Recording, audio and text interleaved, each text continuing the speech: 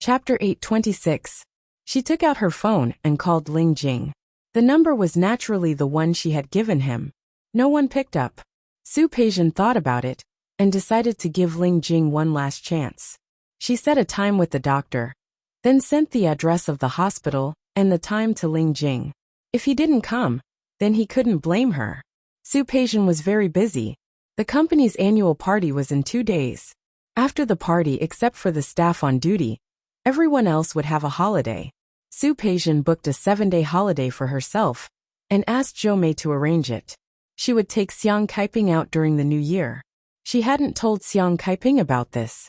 Since they came out, Xiang Kaiping had been really nice to her. Although such kindness often made her feel pressured, since they were already together, she was willing to make Xiang Kaiping happy. That night, Su Peijian didn't go to Rome Garden, but returned to the villa. She told Xiang Kaiping about the annual party and asked her to attend. After all, there were still many old employees in the company. She didn't want them to be too disappointed. Secondly, she told Xiang Kaiping about her arrangements. Xiang Kaiping would go out with her. Abroad. Xiang Kaiping was very surprised. Where? It's a good season to go to Hawaii. Su Peijian had already decided. The weather there is very good. It's suitable for a vacation. Okay. Xiang Kaiping used to be like this. When Su Qingsang said that she would take her out, she would arrange it. She just had to go with her. Now that her daughter said that she would go out with her, Xiang Kaiping was very happy. Then I'll clean up later. Su Peijian didn't object. She had to get up early the next morning for a checkup at the hospital. As long as she lived in the villa, Su Peijian would wake up early every day. Although the villa was small, the neighborhood was not bad. It took about 40 minutes to run around the green area, which was enough exercise. Su Peijian finished running and was about to go home. A golden retriever rushed out in front of her and almost bumped into her. She took a step back and saw a gentle-looking man rush out in front of her and quickly grabbed the golden retriever's rope. Dian Dian, you're being naughty again. The man grabbed the rope. When he looked up and saw that the golden retriever almost bumped into a beautiful woman, he was stunned for a moment and quickly apologized. Sorry, I was distracted just now and didn't grab the rope. Did I scare you? Dian Dian? Su Peijian glanced at the golden retriever. If she remembered correctly, Mrs. Lin's dog had the same name. He raised his head and looked at the person who had just arrived. His appearance was not bad, and his face was refined, but there was a sense of shrewdness in it. He was more like the CEO of a large company. However, such a big man can't even hold on to a rope? Forget about me, but what if I hit an elderly person or a child? Su Peijian did not mince her words. She was not against blind dates, nor was she against marriage. However, she didn't like the arrangements and compensation that Xiang Kaiping felt guilty about. She was very good at ruining his good impression. After saying that, she glanced at the man again. Next time, keep an eye on the dog. Raising a dog requires a sense of responsibility. Otherwise, don't raise them. The man didn't get angry after listening to her. Instead, he smiled and said yes. The young miss was right. Thank you for reminding me. I'll be more careful next time. Having said that, Su Peijian didn't stay any longer. Her hair, which was tied into a ponytail, swung in the air, and her figure in white sportswear floated away just like that. The man was left standing there, looking at her figure in a daze. Finally, he lowered his head to look at his golden retriever. Dian Dian, she's so beautiful, isn't she? The golden retriever's reaction was to break free from his hand again and run forward happily. Su Peijian didn't have breakfast with Xiang Kaiping because she had a physical examination. As for meeting Mrs. Lin's son in the morning, she didn't mention a word about it. She didn't want Xiang Kaiping to have any ulterior motives. She said that she wanted to have a physical examination, and Xiang Kaiping didn't think much of it. She knew that when she was in the Su family would have a physical examination every year. When Su Peijian arrived, Ling Jing wasn't there. She had made an appointment, so she didn't have to wait. She looked at her watch with a cold face. Ling Jing, Peijian. The sudden voice made Su Peijian's body stiffen. However, it only lasted for a moment. Soon she turned around and faced the person. She had the urge to knock herself on the head. She had made an appointment at the best private hospital in Rome City. She knew that Su Qingsang was in the first hospital in the city, so she didn't expect to see her here. Long time no see. The expression on her face was indifferent, and she didn't try to hide her emotions. She didn't seem to be very enthusiastic. Long time no see. Ever since Su Qingsang gave birth to 2 children, she had become more charming. She used to be only a 7 out of 10, but after being spoiled by Hu Jingyao for the past 2 years, she had completely become a happy little woman. Not only did she look more elegant, but her temperament had also changed a lot. Even the white doctor's robe couldn't hide it. Are you not feeling well? Su Qingsang looked at her with concern. What's wrong? I'm fine. Su Peijian couldn't say it. What should she say? That she suspected that the gigolo she kept might be sick, so she wanted to have a physical examination? She didn't think that there was anything wrong with keeping a gigolo. This was her own life, and she wasn't guarding against anyone. However, standing in front of Su Qingsang, her pride as the daughter of the Su family came back. Su Peijian shook her head, rejecting Su Qingsang's concern. Why are you here? This hospital is opened by Hu Jingyao's friend. They have a complicated surgery recently, so I asked my teacher to come over and help. I'm here as an assistant doctor. Su Qingsang explained why she was there. She looked at Su Peijian with a worried look on her face. Are you really okay? I'm really okay, we're just here for a physical examination. A voice that didn't belong here sounded. Su Peijian's shoulder was already surrounded by someone. No one knew when Ling Jing had arrived. She was wearing a casual jacket. She put one hand on Su Peijian's shoulder. Yes, we're just here for a physical examination. After all, Peijian and I are planning to get married and have children in the future. Of course, we have to have a physical examination first. Su Peijian couldn't help but look at Ling Jing. What nonsense was he talking about? Damn this man, was he itching for a beating? Su Qingsang was even more shocked. Hu Jinyao's uncle had been thinking of ways to get Hu Yifan out. Su Peijian and Hu Yifan were together before. She thought that when Hu Yifan came out, the two of them might be able to continue their relationship. She had even mentioned this to Hu Jinyao once. She really wanted to wait for them to be together, as long as Hu Yifan didn't cause trouble. That would make Grandpa agree to them being together. Unexpectedly, Su Peijian's body stiffened. If Su Qingsang wasn't here, she had no doubt that she would tear this man apart on the spot. She turned to face him, and there was a hint of coldness in her smile. You seem to be late.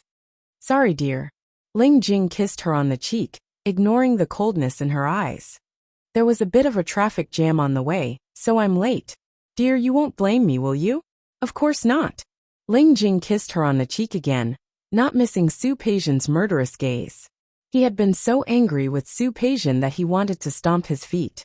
This time he finally calmed down a lot. Dear, this is Su Qingsang, Su Peijian's sister, the wife of the president of Tianyu Group, the woman in the palm of Hu Jinyao's hand. Of course he knew her, but he asked this deliberately. Su Peijian couldn't answer this question. If she introduced Su Qingsang as her sister, it would be equivalent to admitting the other party's identity. The problem was that she wasn't sure if the current Su family and Su Qingsang would admit her identity. She couldn't do something like automatically sticking to it. Hello. My name is Su Qingsang. I'm Peijian's sister. Su Qingsang's words stunned Su Peijian for a moment, but Ling Jing was quite familiar with her. Oh, it's sister? Hello, sister. My name is Ling Jing. I'm Peijian's man. Su Qingsang nodded. She didn't ask more about Ling Jing's claim to be Su Peijian's man, not her boyfriend. She looked at the time. Peijian, I'm going to the surgery. Let's have a good talk next time when we're free. Her words were very sincere.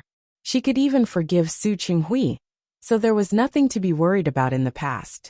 As for Su Peijian's attitude, she didn't care much. Let's talk when we're free. Su Peijian gave people a rather cold feeling, but Su Qingsang wasn't angry. Su Peijian's attitude had been like this for more than 20 years. She looked at Ling Jing again.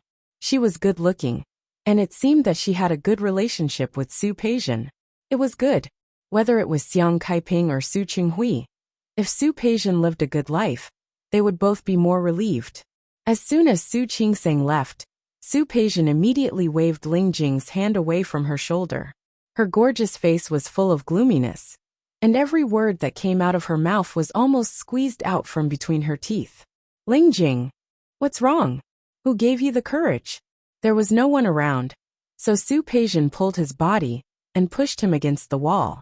She placed her elbow on his neck. Who asked you to talk nonsense? What nonsense did I say? Ling Jing smiled a little carelessly.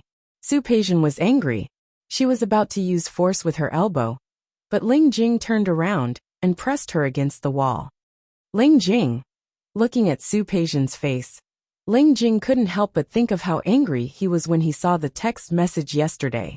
Yes, he felt strange himself. He had planned to ignore Su Peijian, but when he left, he just happened to take the phone with him. He was the dignified young Master Ling. What phone did he lack? But the phone was given to him by this woman. Yes, it was a gift. Even though he knew the purpose of the phone, he still took it with him. When the phone first rang yesterday, Ling Jing was still angry and didn't want to answer it. Based on what? Why did he answer this woman's phone call? Just because she thought of him now and let him appear in front of her? He didn't want that. He wanted to wait for that woman to keep calling him and begging him. At that time, maybe he would be willing to answer her phone call reluctantly. Unexpectedly, that woman called him once and then stopped. Then, she sent him a text message with only an address and a time. The address was not difficult to find, and it was found almost immediately. After finding out where the address represented, Ling Jing felt uncomfortable. Damned woman, she's actually serious? He, the dignified young master of the Ling family, was actually asked to have a physical examination before he was allowed to sleep with a woman? The anger burned him to the point that he lost all rationality. He showed up today to teach that woman a lesson, but now he saw that the woman was pressed against the wall by him. The unfinished things from last time came to his mind at this moment. Without thinking, he kissed Su Peijian's lips. Woman, such a beautiful little mouth should be used for kissing, not cursing. It took Su Peijian some time to hear his muffled voice. She didn't have time to flirt with this man, but he insisted on deepening the kiss in this kind of place. Su Qingsang walked halfway and wanted to tell Su Peijian that Su Qinghui would come over in a few days. However, after taking 2 steps, she saw the two of them kissing. She was a little embarrassed, so she quickly went back. The figure came and left. Su Peijian saw it clearly from the corner of her eye. She was so angry that she raised her hand and slapped Ling Jing. Ling Jing grabbed her hand and looked at Su Peijian. He suppressed his anger and clicked his tongue. You're not satisfied? It's really not suitable to continue here. Why don't you come back after the physical examination? Su Peijian was not in the mood to listen to his nonsense. Her mind was full of anger that this man had taken advantage of her in such a place. There's no need for the physical examination, Su Peijian said coldly. I've decided that our relationship is invalid. You can leave now. Her tone was gloomy and her attitude was cold. This woman was as annoying as ever. Ling Jing gritted his teeth and thought of Shen Jing, who was locked in the basement. He really had the urge to lock this woman up too. Burn the bridge after crossing it? Woman, you're so heartless. I've said that I want you to follow my rules. Since you can't do it, then get out. As Su Peijian spoke, she pushed him away forcefully. Someone was coming from the corridor, so Ling Jing couldn't press him anymore. Seeing that Su Peijian seemed to be leaving with a cold face, he stood in front of her. Tut, you're leaving just like that?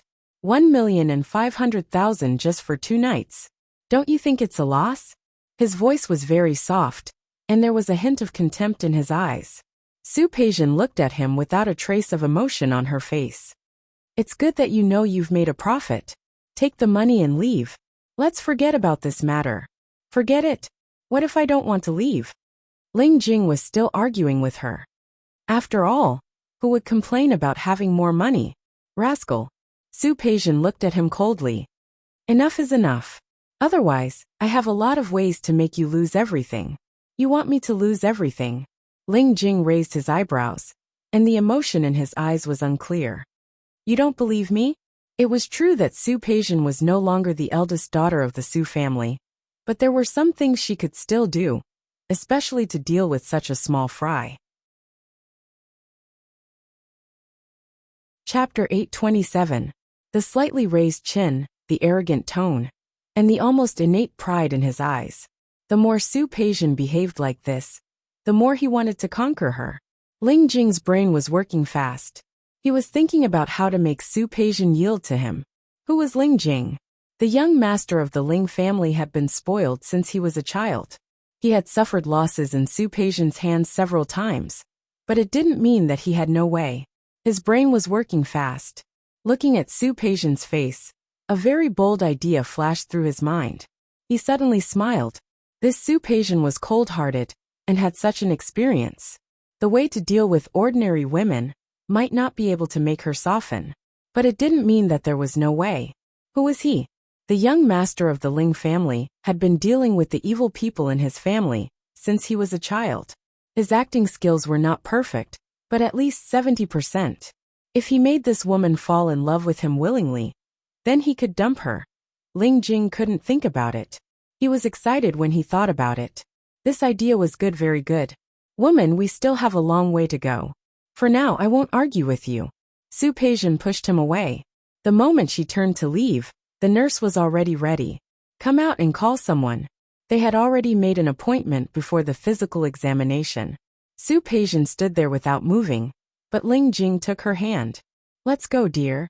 Su Peijian's reaction was to pull her hand back and look at him coldly. Dear, I know it was my fault just now. I just don't have much experience with women. Ling Jing blinked at Su Peijian, and there was a hint of a smile in his eyes. I don't have much experience. Dear, you have to give me another chance, right? Right. Su Peijian stared at his face in silence.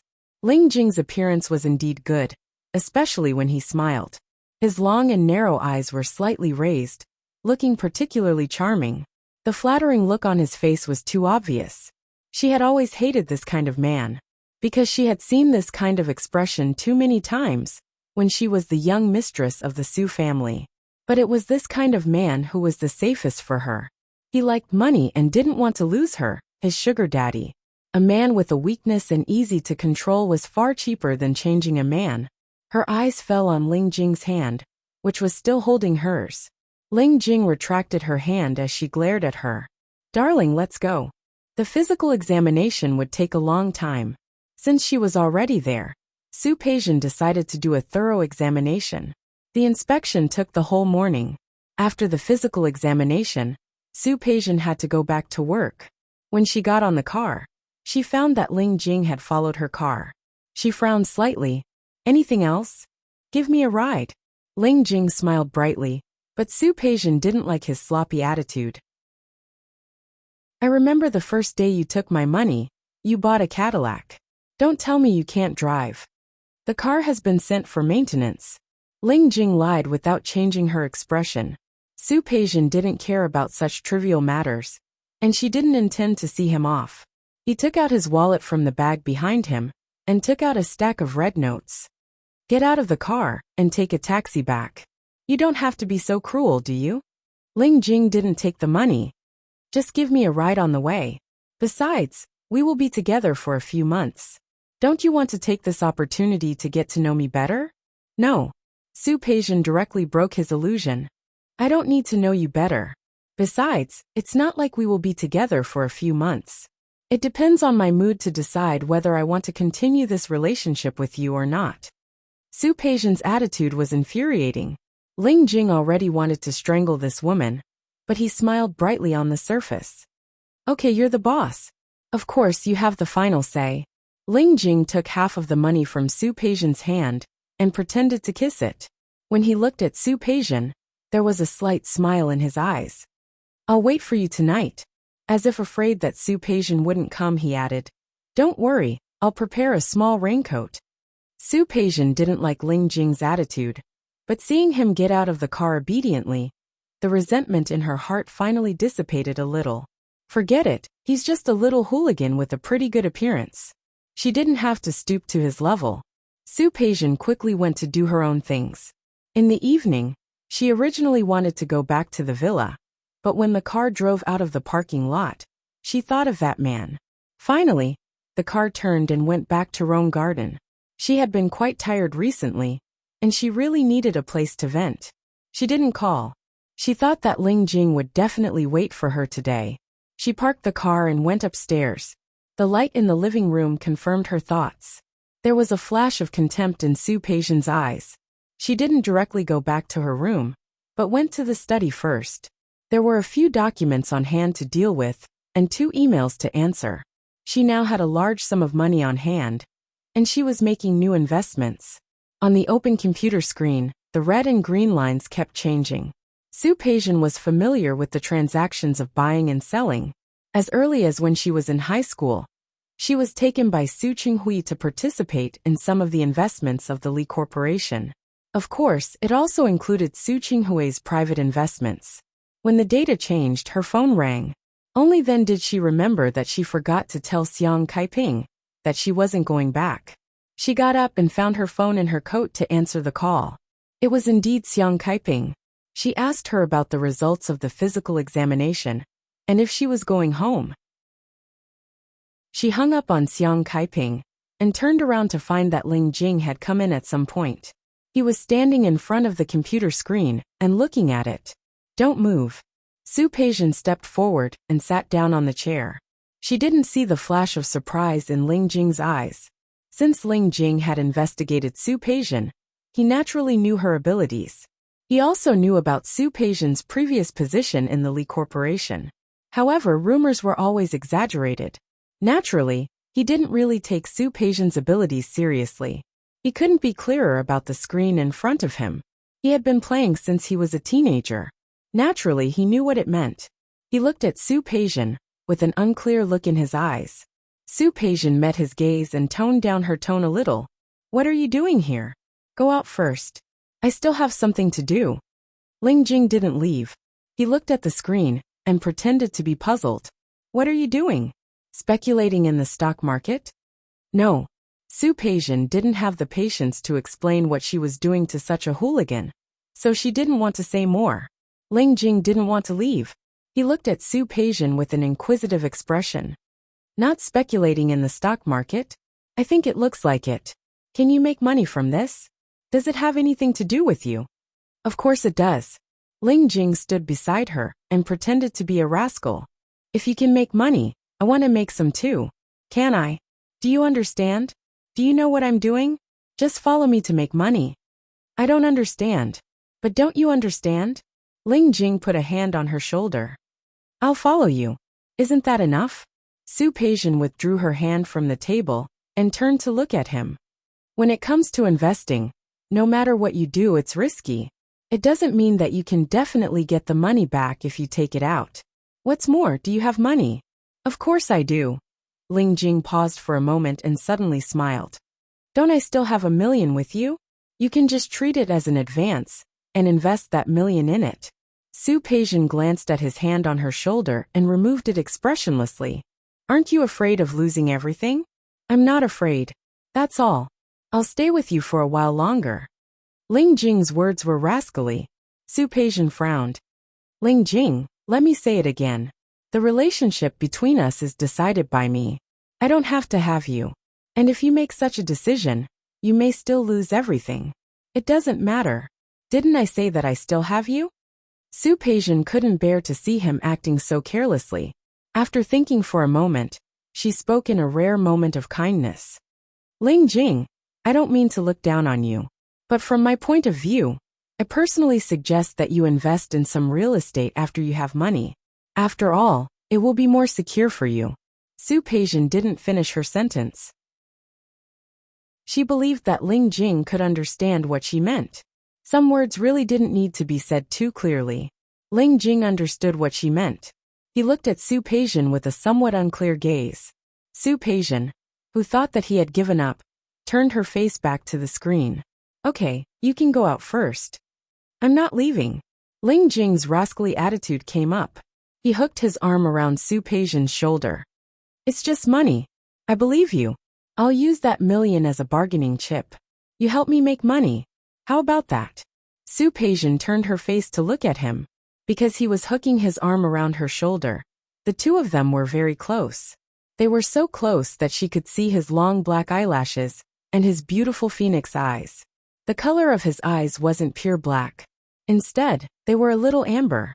The man's perfect appearance made her want to lose some of her anger. However, she said, "If I help you make money, what benefit will I get?" Benefit? Ling Jing hooked his other arm around her slender waist. "The benefit is me. How about that? Has anyone ever told you that being overconfident is conceited? No. So what if Ling Jing was conceited? He had the capital to be conceited. How about this? I'll give you the million, and you help me invest. If you can make $1 million, I'll earn another month from you. For every million you make, I'll accompany you for another month. How about that?" "Nothing." Su Peijian's face was cold. She pulled his hand down. "First, if I use your million to make more million, I can find another man. Not you. Secondly, for every million I help you earn, I'll give it to you. You're only accompanying me for 1 more month. Do you want to recall our previous contract? I'll buy you for 2 million for half a year. So what makes you think that I'll do this deal?" Chapter 828. Su Peijian turned off the computer and got up to take a shower. At this time, Ling Jing hugged her waist and took her to roll to the bed in the study. "What are you doing?" "What am I doing?" Ling Jing smiled and took off Su Peijian's clothes. "Looking for another man? Huh. It seems that I should prove to you that I am much better than other men." This woman had challenged his bottom line again and again. Where would his dignity as a man go? Did this woman really think that young Master Ling had no temper? "Ling Jing, get off me." "No." Ling Jing shook his head. He had been thinking about this for a long time. Today he must teach her a lesson. He must conquer her. Su Peijian wanted to get away, but she forgot that there was a huge difference in strength between a man and a woman. Moreover, who was Ling Jing? If he hadn't deliberately let her go, how could Su Peijian have taken advantage of him? "Woman." He held her waist tightly in his palm, not letting her break free. "I will let you know who is the most real man." "Ling Jing." Su Peijian didn't look anxious. She looked at the man above her coldly. "I'll give you 3 seconds to let go. Otherwise, don't blame me for being rude." "Really?" Ling Jing turned his face and gently bit her earlobe. "I choose to make you happy for 30 minutes. You." She raised her foot to attack Ling Jing, but Ling Jing was prepared and pressed his leg against hers. He made her unable to move. Su Peijian was angry, but all her movements were countered by him. She looked at Ling Jing and felt a little different for the first time. Men and women different strength. She was no match for him. The war began again, but this time, it was Ling Jing who blew the horn. Night. It seemed to be extremely long. It also seemed extremely short. Although it was said to be 30 minutes, it seemed to be far more than that. The long night had no end. She wanted to close her eyes, and that man would find a way to make her open them. She wanted to sleep, but that man always had a way to wake her up. She wanted to be completely awake, but that man always had a way to make her confused. She wanted to escape, but her body had already turned into a ball of water. There was nowhere to run. She heard the man in her ear repeatedly asking, "How? In this world, who else can make you so passionate? Where else can you find a man stronger than me? Where else can you find a man who can make you so happy?" Over and over again he felt dizzy. He could vaguely hear the word happy. Su Peijian was completely confused. Happiness? She had almost forgotten what it was like to be happy. It was as if she had once been on Li Qianshui's knees, listening to her laugh and tell her fairy tales. It also felt like she used to follow Su Chunghui and let him take care of her. The happy time in her memory was too long ago, so long that she had already forgotten about it. Her body was hit hard, and her wandering mind made him unhappy. He restrained his expression and looked at the dazed eyes below him. "Woman, it seems like I haven't worked hard enough." There was indeed happiness, extreme and pure happiness that belonged only to the body. His heart was still empty. There seemed to be something inside, but it also seemed like there was nothing. Closing her eyes, she chose to indulge herself. If the heart was not happy, the happiness of the body was also a kind of happiness. Raising her head, she suddenly bit the other party's shoulder.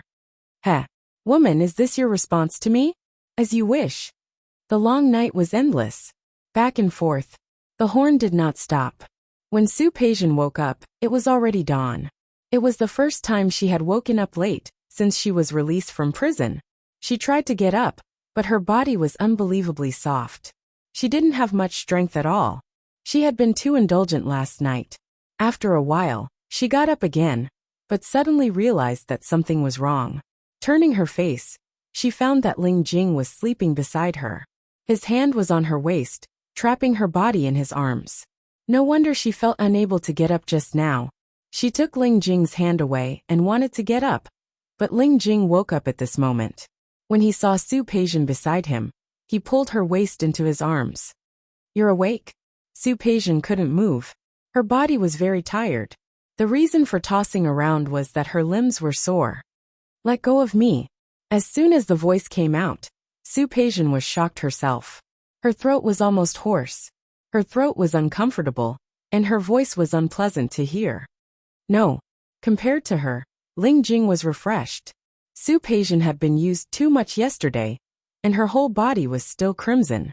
Not only was she crimson, but her body was also full of marks left by him. He still remembered last night, when she strictly forbade him not to leave marks on her body.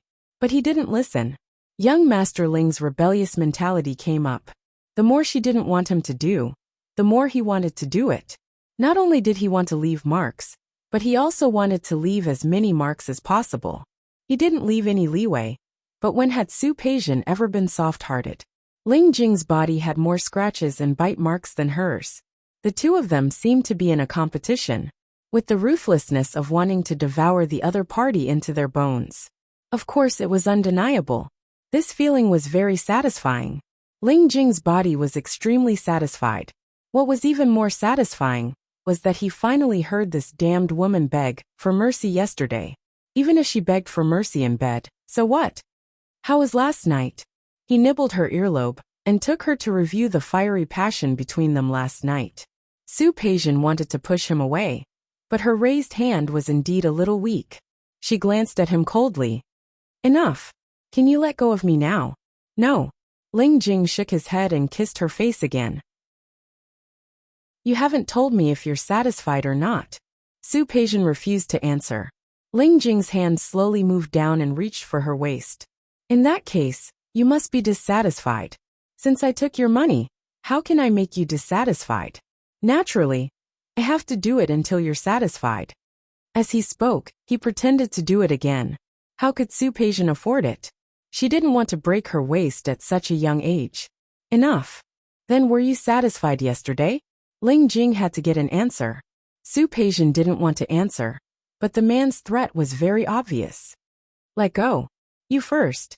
Were you satisfied?" "Satisfied. Is that enough? Can you let go of me now?" "Yes." Ling Jing nodded but didn't let go. Instead, he moved a little closer to her. "Then are you going to find another man?" Su Peijian closed her eyes and resisted the urge to explode. "Ling Jing, you can try. If you don't get off, I'll go find another man tonight."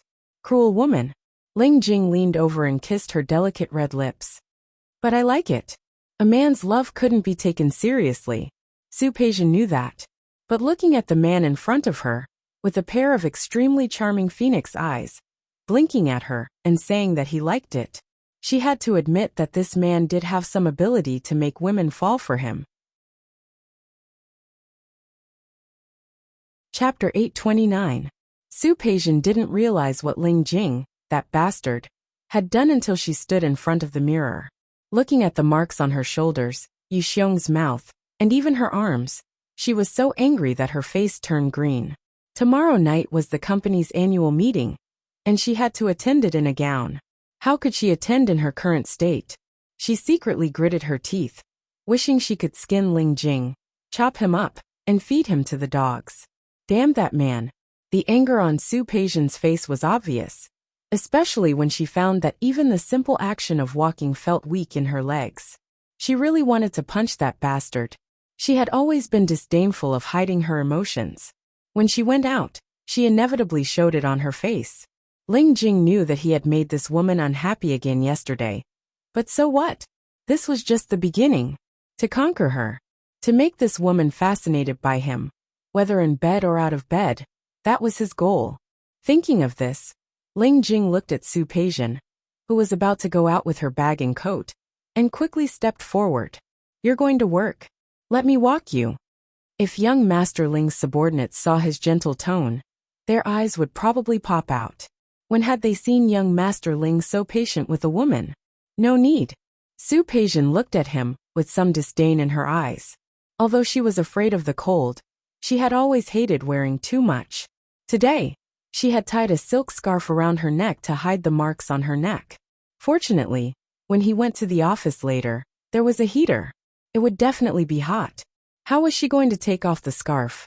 Her tone wasn't very good, but Ling Jing, who already had a plan, didn't care at all. "Darling, I think it's better if I give it to you." As Ling Jing spoke, he glanced at Su Peijian, and his gaze fell on her waist for a while. "After all, your legs should be a little weak now, right?" Su Peijian glared at Ling Jing, and an ice blade flashed in her eyes. She took 2 steps forward and stood in front of him, reaching out and grabbing the front of the man's shirt. "I'll say it again, no need. Darling, are you angry?" Ling Jing clicked his tongue and looked at her, grabbing his hand. "You still have the strength to be angry? It seems that I was merciful yesterday."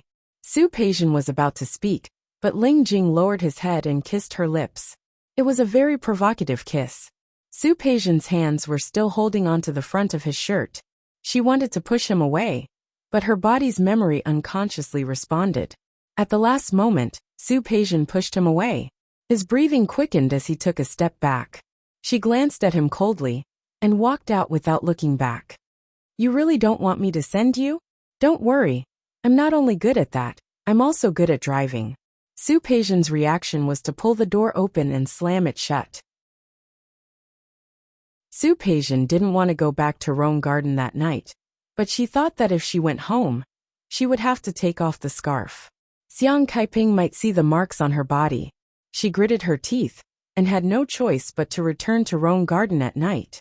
It was close to the end of the year, but she always did not go home. Xiang Kaiping felt uneasy and felt that there was still a gap between her and Xiang Kaiping. Su Peijian couldn't explain. She just said that she was too busy at the company. Anyway, when the new house was renovated and it was closer to the company, she would accompany her more. After taking a shower, she found Ling Jing lying on her bed. She had no time to pay attention to him. She did her pre-bedtime maintenance. When she lay down, she wanted to chase Ling Jing to the study to sleep. However, he turned over and pressed himself on top of her. "Get off. Not today. Are you willing to?" Ling Jing pressed her waist to let her feel his passion. This damned woman had just taken off her clothes and put on moisturizer. Her movements were so slow and seductive. If she wasn't seducing him, what was she doing? "Ling Jing, I want to rest today. Don't worry, I'll only do it once." He lowered his head and kissed her lips, not giving her a chance to refuse. Su Peijian's refusal was not thorough. He had to admit that Ling Jing was indeed an expert in this aspect. Not only was he full of tricks, but he could always find her point.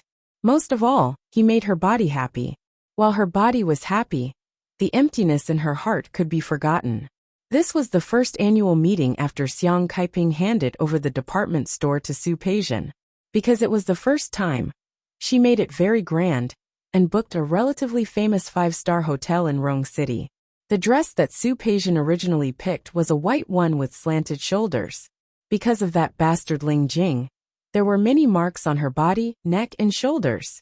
Even after a day, it didn't disappear. Su Peijian had to change her plan and choose a dark purple cheongsam. This color couldn't be suppressed by ordinary people. Not to mention that the cheongsam was particularly picky about the figure. Su Peijian had a good figure and temperament. This outfit complemented her and could only make her temperament more outstanding. She came directly from the company. She had originally said that she was going to pick up Xiang Kaiping, but unexpectedly, Xiang Kaiping said that she had someone to send her. Xiang Kaiping was used to saving money. Su Peijian thought that she had taken a taxi. Unexpectedly, the person who sent her turned out to be the man she had met once. Mrs. Lin's son. Peijian. When Xiang Kaiping saw Su Peijian, She was still a little afraid that she would be unhappy. However, yesterday, Mrs. Lin took the initiative to ask about Su Peijian. Her son also came to visit. Although he said it was to visit a new neighbor, he actually had an ulterior motive. When Xiang Kaiping heard that there was a chance, she immediately perked up. So she mentioned that there was an annual meeting at the company today. She asked him to send her over. First, she wanted Su Peijian to meet him. Second, she wanted to give the two of them a chance. However, she had her own selfish motives. She didn't mention a word about Su Peijian's imprisonment. From the moment Lin Feixing entered the door, his eyes had never left Su Peijian. His obviously stunned expression made her feel that she had made the right decision. This is what I told you before. Mrs. Lin's son knew that I was coming, so he sent me here on his way. I was thinking that since you don't have a dance partner today, why don't you ask him to be your dance partner later? Xiang Kaiping said it very casually, but the meaning behind her words was self-evident. Su Peijian had a headache. She met the man's somewhat eager gaze. She really couldn't accept Xiang Kaiping's actions. Sure. Hello. Miss Su, right? I'm Lin Feixing. I heard my mother mention you. Lin Feixing stood at the side and spoke at the right time. He was wearing a dark suit today. He looked a little more formal than that day. His elite demeanor wasn't annoying, but it also couldn't be compared to him recently. Hello. There was not much enthusiasm on Su Peijian's face. She was willing to bet that Xiang Kaiping didn't tell him about her situation. Thank you for sending my mother here. There are a lot of things to do today, so I might not be a good host. This way, please. You don't have to entertain me. I can sit with Auntie Su. Lin Feixing expressed his attitude at the right time. He was not impatient or cold. His propriety was just right. Su Peijian couldn't help but take another look at him. Then she went to greet the others. In addition to the company's employees, Su Peijian also invited some people from her partners. The annual party was quite lively. She followed the process when she was at the Li Corporation, just a little less. After all, the Li family had many more employees than this. To her, this was really just a small event. Lin Feixing sat next to Xiang Kaiping and watched Su Peijian become the main character of the party with ease. His eyes became more and more eager. Xiang Kaiping looked at Lin Feixing and felt a little relieved. In fact, she had a lot of things to say, but it was not appropriate to say a word here. Peijian is really very capable. Ever since she joined the company, I haven't been involved in the company's affairs. She is very good at it.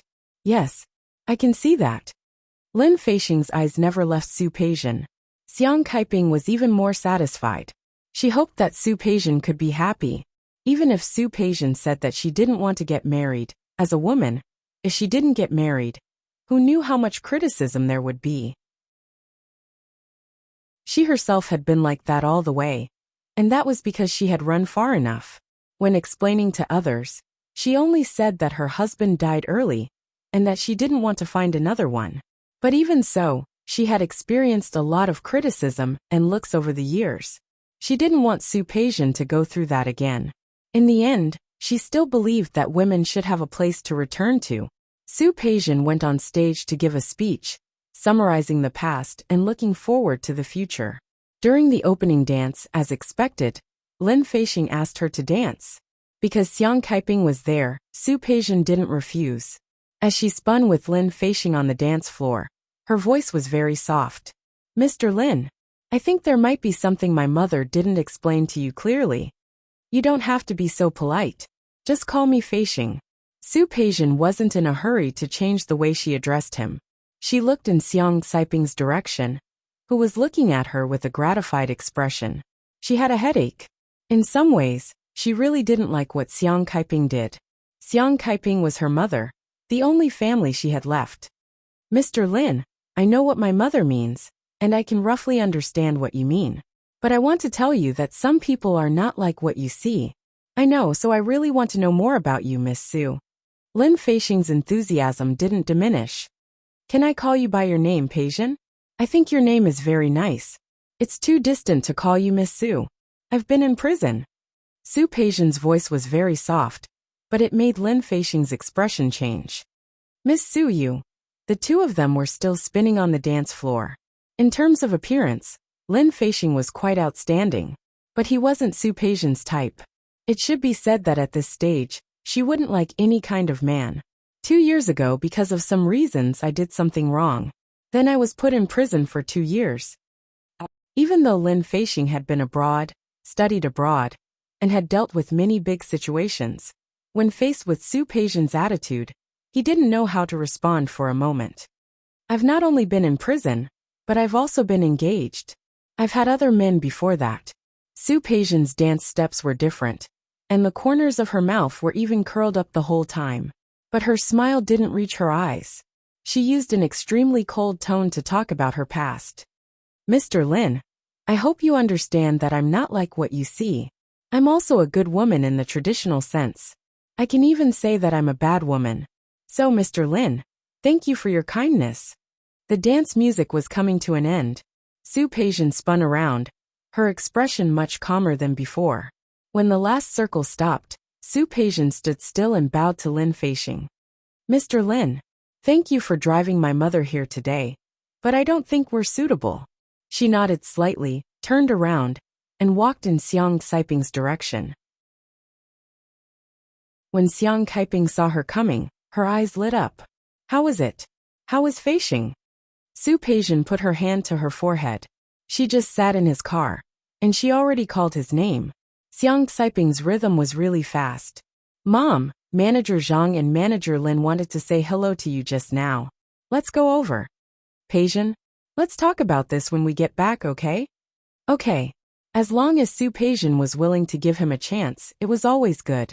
After the annual party, Lin Feixing didn't leave. Su Peijian drank some wine, and Xiang Caiping suggested that she take Lin Feixing's car. Lin Feixing looked at Su Peijian, and she didn't refuse. Back at the villa, Su Peijian didn't rush upstairs. Instead, she sat down with Xiang Caiping in the living room. Mom, Peijian, what do you think of Feixing? I talked to him for a while today, and I think he's quite good. You can give him a chance, and I can also give you. Mom. Su Peijian stopped Xiang Caiping from continuing. I just told Mr. Lin that I was in prison. Xiang Caiping's expression changed. She looked at Su Peijian blankly, unable to believe that Su Peijian would do that. No matter what, she had to get in touch with him, right? If there were feelings, maybe Lin Feixing wouldn't mind? Mom, I thank you for your concern. I mean it. But I really hope that you understand. A woman's way out is not necessarily marriage, and I don't have any thoughts about that now. But that Feixing is really good. Mom, marriage isn't just about talking about conditions. At least you have to like him. At least there's sincerity. Su Peijian really didn't want to quarrel with Xiang Caiping over this, but she really didn't want it to happen again. I don't intend to lie to anyone about me. If he can accept it, then accept it. If not, then forget it. If you are really that worried about me, I can get married, but I won't be happy. Xiang Caiping was speechless. She didn't know what was wrong, and why Su Peijian would have such a thought. Also, Mom, I only have you now. You and I will depend on each other for the rest of our lives. Even if we don't get married, I feel good about it. Is that okay? What else could Xiang Caiping say after what she had said? Then that's it. Her eyes were filled with guilt again. Su Peijian didn't want to stay any longer, so she stood up. Mom, the plane is tomorrow morning. I'm going upstairs to sleep. You should sleep early too. Xiang Caiping nodded, still unwilling to give up. Peijian, if Lin Feixing doesn't mind what happened in the past, can you give him a chance? Su Peijian had already decided to go upstairs, but hearing her words, she stopped. Seeing the passion in Xiang Caiping's eyes, she finally nodded. Okay, I promise you. If Lin Feixing doesn't mind, I will give him a chance. Xiang Caiping breathed a sigh of relief. That was good. She was afraid that Su Peijian would reject anyone. Ling Jing had used his masculine charm to make Su Peijian beg for mercy yesterday. At least that was how he understood it. He thought that Su Peijian would come again today. However, he didn't expect that Su Peijian not only didn't come that night, but she also didn't come the next night. In the next 2 or 3 days, Su Peijian didn't show up at all. Not even a phone call or text message. Ling Jing, who was about to celebrate the new year, suddenly became irritable. He asked Wuxia to check it out. He wanted to know if that woman had gone to find another gigolo. After checking, he found out that the woman had gone abroad. She had taken her mother, whom she had met halfway, to the Aegean Sea. Woman. All of a sudden, Ling Jing felt that his masculine charm had suddenly become useless. Wuxia looked at Ling Jing's gloomy face, not understanding how Su Peijian's going abroad had angered Ling Jing. Young master, it's almost the new year. Shouldn't you go home? Madam has been talking about you for a long time. What's there to talk about? So what if it's the new year? The new year is the most boring. A group of people wished each other a happy new year, with fake faces. TSK. Thinking about it made his teeth ache. Young master. Wuxia was having a headache. Madam and master both want you to go home. Besides, the new year is the day after tomorrow. Alright, stop nagging. That woman had gone abroad. This shabby apartment was indeed meaningless. I'll go back. But keep an eye on her. If that woman comes back, remember to tell me. Wuxia couldn't hide his shock, but he managed to keep the expression on his face. He looked at his young master. In all these years, he had never seen him care so much about a woman. Young master, don't tell me you've fallen for that Miss Su?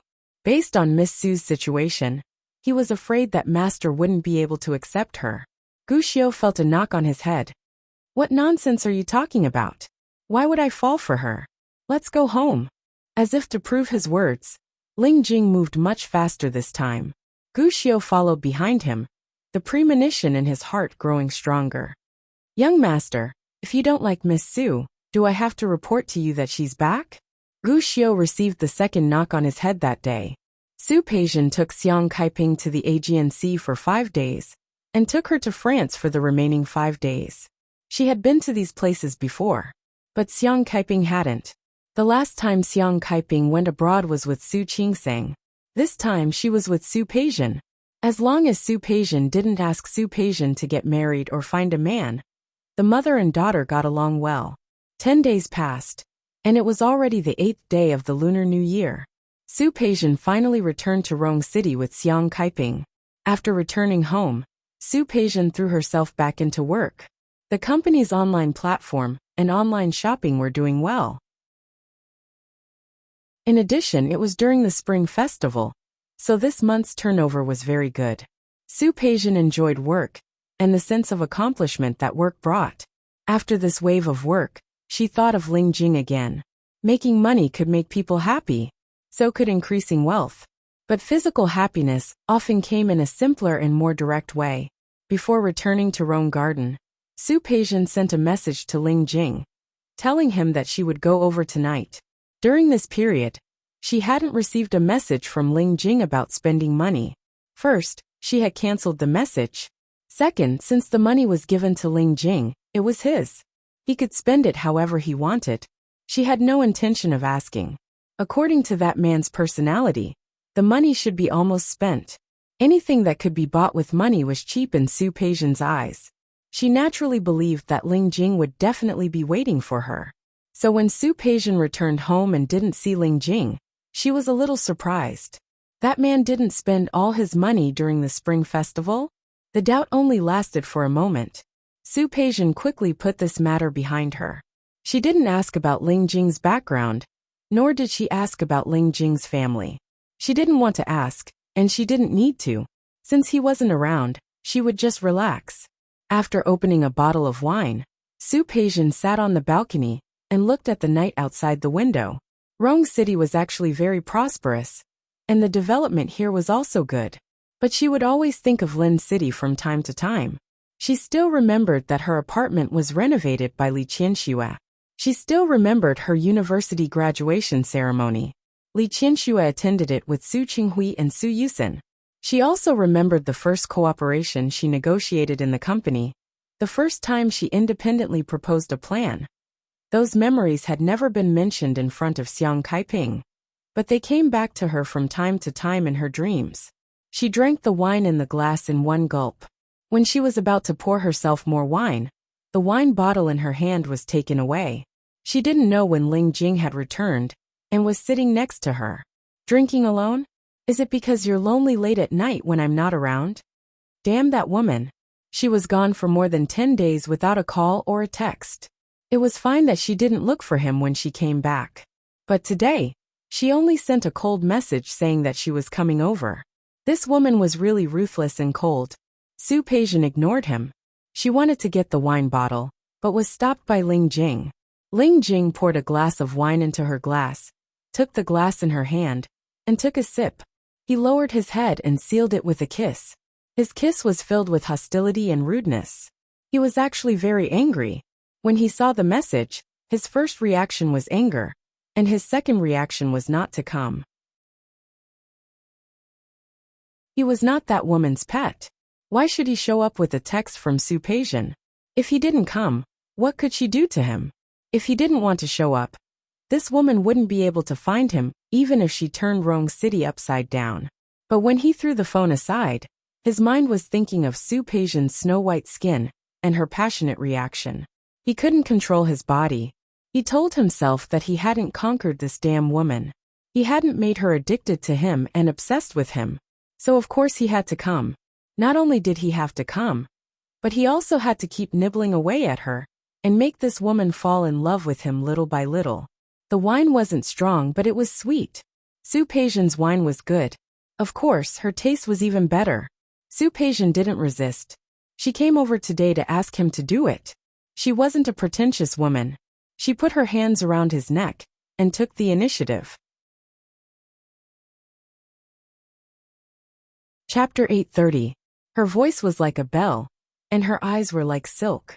But with the last bit of stubbornness. Go back to the room. Ling Jing ignored her. Instead, he held her waist and sat down on the sofa with her in his arms. Right here. No. Su Peijian refused. This kind of thing could only make people feel more secure in bed. Ling Jing lowered his head and began to bite her neck. Yes. The other kind of stimulation made Su Peijian unable to say the rest of her words. In the end, she couldn't go back to the room. Ling Jing took another sip of wine and fed her again. Over and over again, and finally the red wine was drunk. Her body softened and heated up. The man's strength and the woman's gentleness were fully integrated at this moment. The temperature in the room rose steadily. Everything was gradually out of control. The rain stopped and the clouds dispersed. Su Peijian just collapsed on the sofa. She had no strength and didn't want to move. The man held her waist so that she wouldn't fall off the sofa. At this time, she was glad that she had changed the sofa to a bigger one for comfort. Neither of them wore clothes, and the room was heated enough. It wasn't cold, and it was even a little hot. Ling Jing looked at Su Peijian, lowered his head, looked at her smooth neck, and couldn't help but bite again. Su Peijian really couldn't bear it anymore. She looked up at him, her eyes almost spewing fire. Ling Jing didn't care. He bit very happily left and right. After a while, Su Peijian's shoulders and neck couldn't be seen. Are you a dog? Su Peijian pushed his head, but Ling Jing surrounded her whole body. He lowered his head and was about to bite her again. But under Su Peijian's stare, he tilted his head. She got up and left him, but she didn't want him to buckle her waist again. She drank some wine, and that little bit of drunkenness was starting to get to her head. Now she needed to go to sleep. One more time. Let go. How could Ling Jing be willing to let go? He flipped over and got on top of her again. Then he started a new round of attacking and plundering. Outside the window, snowflakes began to fall. This was the first snow of the new year. The snow fell silently. The temperature outside slowly dropped, but the temperature inside slowly rose. At that moment, Su Peijian forgot everything. Perhaps she was really drunk. His mind was blank. All he could sense and feel was the happiness in his body. The next day, when he woke up, it was already silvery white outside. It rarely snowed in Lin City. There was almost no snow in her memory. However, it snowed every winter in Rong City. It snowed not only in winter but also in spring. Today was Saturday, so she didn't have to work. Sleeping on the bed, he felt a little lazy. There was a strong arm around her waist, but she calmly moved it away. He stood up. His legs were still a little weak. He turned around and glanced at Ling Jing. This man was really impolite in some aspects. A little red wine would not make her drunk. Instead, it would wake her up. The more awake she was, the calmer she would be. He calmly tidied himself up and went to the kitchen to make breakfast for himself. It was snowing, and she didn't have much experience driving in the snow. Perhaps she should call a taxi to go back to the villa to see Xiang Kaiping. A hand appeared on her waist, and she was pulled into someone's embrace. She instinctively slapped the man's hand. "Let go." "I'm not letting go." Ling Jing buried his face in her neck. His eyes were still half closed, as if he hadn't woken up yet. "Why did you get up earlier than me? It seems that I should have come a few more times last night." "I said let go."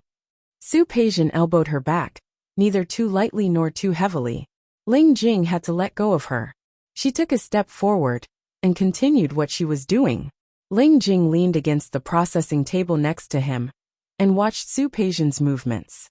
She was really beautiful, and there was a natural elegance in her movements. He understood that she had been carefully cultivated by a big family. But besides elegance, this woman was also very cold. Perhaps it was because of the 2 years in prison, or the fall from a high place. She looked beautiful and charming on the surface, but there was a kind of alienation and indifference in her bones that kept people 1,000 miles away. She was passionate in bed, but when she got out of bed, she could turn her back on people.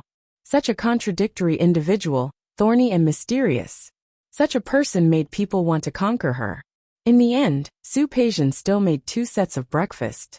After all, she believed that if she didn't make 2 sets, she was afraid that Ling Jing would come to rob her. 2 sandwiches, 2 glasses of milk, and a salad. "Don't you feel bored eating this every day?" Ling Jing sat down at the table and stared at the sandwiches on the table. "Aren't you tired of it? Why don't we change it tomorrow?" Su Peijian didn't answer him. Once, at the dining table of the Su family, she only needed to say a word, and all kinds of Chinese and Western breakfast were placed on the table. She used to make Su Qinghui's heart ache for a long time with just a slight frown. She used to say a word casually, and Li Qianxue would prepare everything she wanted.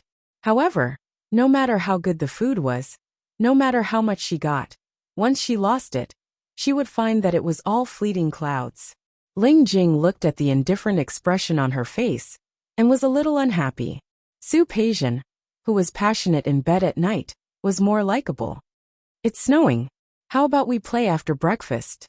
Su Peijian's reaction was to raise her head and look at him coldly, but then she didn't answer him at all. After breakfast, Su Peijian went into the study. She had made a lot of money recently, and the company was slowly starting to recover. Her ambition was not limited to that. She had a few feasible plans in her hands, and she planned to do them one by one. She had a lot of time, and living was boring. Other than occasionally accompanying Xiang Kaiping, she couldn't find anything else that could get her attention. Making money was one of them. Using the ability she had learned from Su Qinghui and Li Qianxue to do these things made her have an illusion that she was still related to her past life. However, this time her work didn't last long. Ling Jing came in. He was holding a glass of water in his hand. "Here. Leave it, I'm not thirsty." "You have to drink water even if you're not thirsty." Ling Jing put down the water and bent down to look at her. "The book says that people have to drink 8 glasses of water a day." Ling Jing looked at her with a faint smile on his face. When he smiled, his beautiful almond-shaped eyes would rise a little. "And I poured this glass of water myself." When had he, the young master of the Ling family, ever poured water for others? Even his old man and the Empress Dowager had never enjoyed such treatment. How dare this damned woman refuse? She really deserved to be taught a lesson. Su Peijian looked at the glass of water, and then looked up at Ling Jing. She didn't quite understand what he was doing, but it was only for a moment. Soon she understood. If he was unaccountably solicitous, he would either kill or steal. She had been giving him the cold shoulder recently. He probably had no money to spend, right? Su Peijian had to work now, so she didn't think much. She took out her phone and clicked on a payment app. After a few swipes, finally, there was a transfer record of 100,000 yuan. "Okay, you can go out now." She showed the page to Ling Jing. She felt that this should be enough to send him away. Unexpectedly, Ling Jing, who had a smile on her face, suddenly changed her expression. Ling Jing was angry. He had made a plan before to make Su Peijian fall in love with him, and then dump her. So he condescended to pour water for her. How could he know that this damned woman didn't appreciate it, and thought that he was short of money? He was the young master of the Ling family. When had he ever been treated like this? Ling Jing's face turned green. Not only did he not leave, but he took a step forward. He reached out to pull Su Peijian up, wanting to teach her a lesson. Su Peijian ignored him. She turned to look at the computer screen, her fingers dancing nonstop. Sensing Ling Jing's approach, she turned her face and looked up at him. "Get out. Woman, you really pissed me off." Ling Jing didn't go out. Not only did he not leave, but he also pulled her up. "Ling Jing, 100,000 yuan for a glass of water? Then shouldn't I do something more for you?" Ling Jing had an absolute advantage in height and size. He picked her up and threw her onto the bed. Su Peijian's body bounced twice. She wasn't hurt, but it made her unhappy. She didn't plan to go out, so she was naturally wearing pajamas. She just wanted to get up, but that person pressed on her again. "Ling Jing, get out." "How can I go out?" Ling Jing was so angry that he laughed. "You've already paid. I have to make you feel that it's worth it, right? I don't want to now, but I want to." Ling Jing lowered his head to bite her lips. It was a real bite with anger and venting. "I want to." Ling Jing. The roles seemed to be reversed at this moment. Even if Su Peijian tried her best to resist, she still couldn't escape in the end. Under the absolute strength advantage of the man, her resistance was not worth mentioning. Or she didn't want to resist. The two of them couldn't go out in the end, and Su Peijian couldn't continue to complete her plan. Meeting a young boy like Ling Jing was very annoying. Her waist was about to break. That weekend, the two of them spent the rest of the time in bed, except for solving the basic physical needs. If it was the usual Su Peijian, she would never give Ling Jing this opportunity. But right now, she really wanted to use these superficial pleasures to forget some things. After 2 days of fooling around, Su Peijian forced herself to focus on work again. The snow in Rong City had already stopped, and the weather was clear. Su Peijian also began her new round of career ambitions. When she got off work, she met a few clients. They were all old foxes. They talked for a long time, but they didn't give a definite answer. Su Peijian understood the mentality of these people, so she simply withdrew her original attitude of wanting to cooperate. She postponed the date of the negotiation. She had learned all her business skills from Su Qinghui. Su Qinghui had always been about mutual benefit and win-win. She didn't think these old foxes would lose out. They refused to let go, just because they wanted more benefits. After talking for a long time, they couldn't reach an agreement. Su Peijian was even unwilling to eat with this group of people. She ended the meeting directly. Because of meeting the clients, Su Peijian, who got off work late, still chose to return to Rome Park. This was just a subconscious reaction. She knew in her heart that wanting to return to Rong City didn't mean anything. It was very relaxing to be with Ling Jing, not because she liked Ling Jing so much, but because she felt safe with Ling Jing's simple relationship. The current Ling Jing represented safety to her. Chapter 831. There was a smell of something burning in the air. Not only was there a burning smell, but there was also a smell that seemed to be burning. Su Peijian quickly threw down her bag and rushed into the kitchen without even changing her shoes. The pot in the kitchen was already smoking. She didn't know what was cooking, but it was a black mass. Ling Jing's tall figure was standing in front of the pot, holding a bowl and pouring water into it.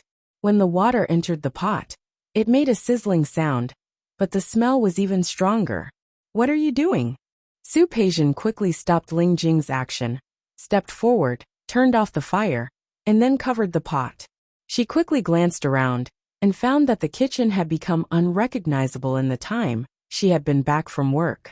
The cooking table was a mess, the ingredients were not cut properly, and the stains on the ground couldn't tell whether it was water or oil. Even the wall at the side was splashed with a lot of stains, not to mention the black thing in the pot that he couldn't tell what it was. Ling Jing stood in front of the stove, wearing a white shirt, which was already a mess. He looked at her and smiled a little awkwardly. I am cooking." "Cooking?" "Yes. Ling Jing nodded, and in a magnanimous manner, there was a bit of a look of asking for credit. I am cooking. I was going to cook for you. Su Peijian looked at the appearance of the kitchen, and then looked at the pot that was no longer smoking but still steaming. Are you sure you want to cook for me, not poison me? Inexplicably embarrassed, Ling Jing was a little uncomfortable. However, the awkwardness disappeared as quickly as it came. He was young Master Ling, the young master of the Ling family. With a sneer, he walked in front of Su Peijian. I want to poison you. Do I have to go through so much trouble? I just made a mistake. A mistake. Su Peijian looked at his face, which was a little arrogant, a little ruffian, and a little proud. She turned her face away speechlessly. Come out. Was she going to clean up by herself? Su Peijian glanced at the messy kitchen, and didn't intend to do it herself. She called Xiao Zhao to come over. When she was on the phone, her eyes swept around the kitchen again, and when she looked back at Ling Jing, she couldn't hide her disgust. Ling Jing is stimulated by her eyes, and goes forward to hold her waist. After she hung up the phone, he couldn't help but bite her on the cheek. Why are you looking at me like that? I told you it was a mistake. Don't you understand? Su Peijian tilted her head to look at him. She was unperturbed. If I remember correctly, there are a lot of delivery apps out there, right? Also, you can ask Xiao Zhao to come over and cook. No matter what, he wouldn't go to the extent of doing it himself. I already said that I'm cooking for you. Ling Jing seemed to be unconvinced. Isn't there a saying? Talk about capturing a man's heart. He had to grab this man's stomach first. Conversely, it should be the same for women, right? For the first time since Su Peijian walked in, she looked at this man seriously. There seemed to be a hint of flattery in the man's eyes. Considering their relationship, it was normal for him to please her. However, don't bother. I don't need this. Then what do you need? Ling Jing asked, almost subconsciously wanting to know. Su Peijian's mind went blank for a minute because of what he said. What did she need? I don't need anything. What she wanted would never come back in this lifetime. She was very clear. There will always be something that people want. I don't believe that you don't have it. Ling Jing's voice was lowered a little. He was already an evildoer. He deliberately lowered his voice and looked at her like this. If it were any other woman, she would definitely be tempted, and would want to cling to him, and not come down. However, Su Peijian was not any other woman. Ling Jing's problem was nothing more than a desire. She was now his sugar daddy, and he needed to please her. Let Xiao Zhao clean up the kitchen. Let's go. Where to? To eat. Su Peijian smelled the smell in the air, and felt a little uncomfortable. You don't think I can still eat in such an environment, do you? Okay. I want to have a big meal. Su Peijian glanced at him, and didn't refute. She knew that there was a very famous Western restaurant in Rong City. It was a chef from a Michelin star restaurant. Seeing that Ling Jing was trying so hard to please her, she decided to go there. The restaurant was in the center of Rong City. There was no vulgar restaurant with the same rotating pattern. However, it was indeed on the top floor, and all four sides were glass walls. The night was very cold, but the roof of Rong City had just snowed, and the ice and snow had not melted. Looking out from the window, under the neon lights, the snow became a little more romantic. After dinner, there were not many people in the restaurant. When Ling Jing entered the door, a manager inside saw him. His eyes widened, and he went forward to greet him. Ling Jing saw him and gave him a look. His eyes were very gloomy and cold. The manager's footsteps stopped there. Su Peijian followed Ling Jing's gaze to the manager, and found that his face was a little pale. Do you know him? No, Ling Jing answered quickly. It's my first time here. He lied without changing his expression, and Su Peijian did not doubt him. The two of them sat down by the window. The waiter came forward to deliver the menu. Su Peijian handed the menu to Ling Jing. There are a few signature dishes here that are well done. Their Italian food is quite authentic. She had been to Italy and tasted the authentic local cuisine. In comparison, the taste of this restaurant was really good. After the two of them ordered, the manager disappeared. Ling Jing breathed a sigh of relief. The game had not started yet. If someone recognized him, and Su Peijian found out, They would not be able to continue playing. The dishes were soon served. The moment Su Peijian picked up the knife and fork, she glanced at Ling Jing and suddenly found that the other party's posture was very standard. She did not start eating, but just looked at Ling Jing for a while. Ling Jing raised his head under her gaze. "What's wrong? Have you learned Western food etiquette?" It was not unusual to have eaten Western food, but she could see that Ling Jing's movements were very standard. This kind of standard should not appear in such a gangster. Li Qianxue had specially hired a teacher to teach her etiquette, whether it was Western food or Chinese food etiquette. But Ling Jing, a little gangster, how could he have such a standard dining etiquette? "I haven't learned it." Ling Jing's hand holding the fork slightly tightened. When he met Su Peijian's puzzled gaze, he smiled. "The last rich woman I followed was a foreign girl. I learned it from her." He said it very lightly. Su Peijian frowned slightly. She did not like this topic, so she did not ask again. She quietly ate the food on the plate, but Ling Jing was looking at her. Her movements were very elegant. She was like the daughter of a big family. He had noticed it a long time ago. But now looking at her, wearing a simple business suit, sitting in this Western restaurant, it gave people the feeling that she was a princess, but a princess who was down and out.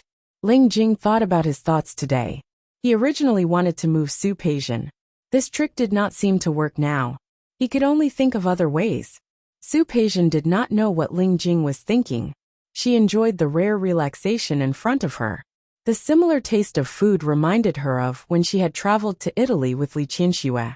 Not only Italy, but she would travel with Li Qianxue every winter and summer vacation. They had been to many places.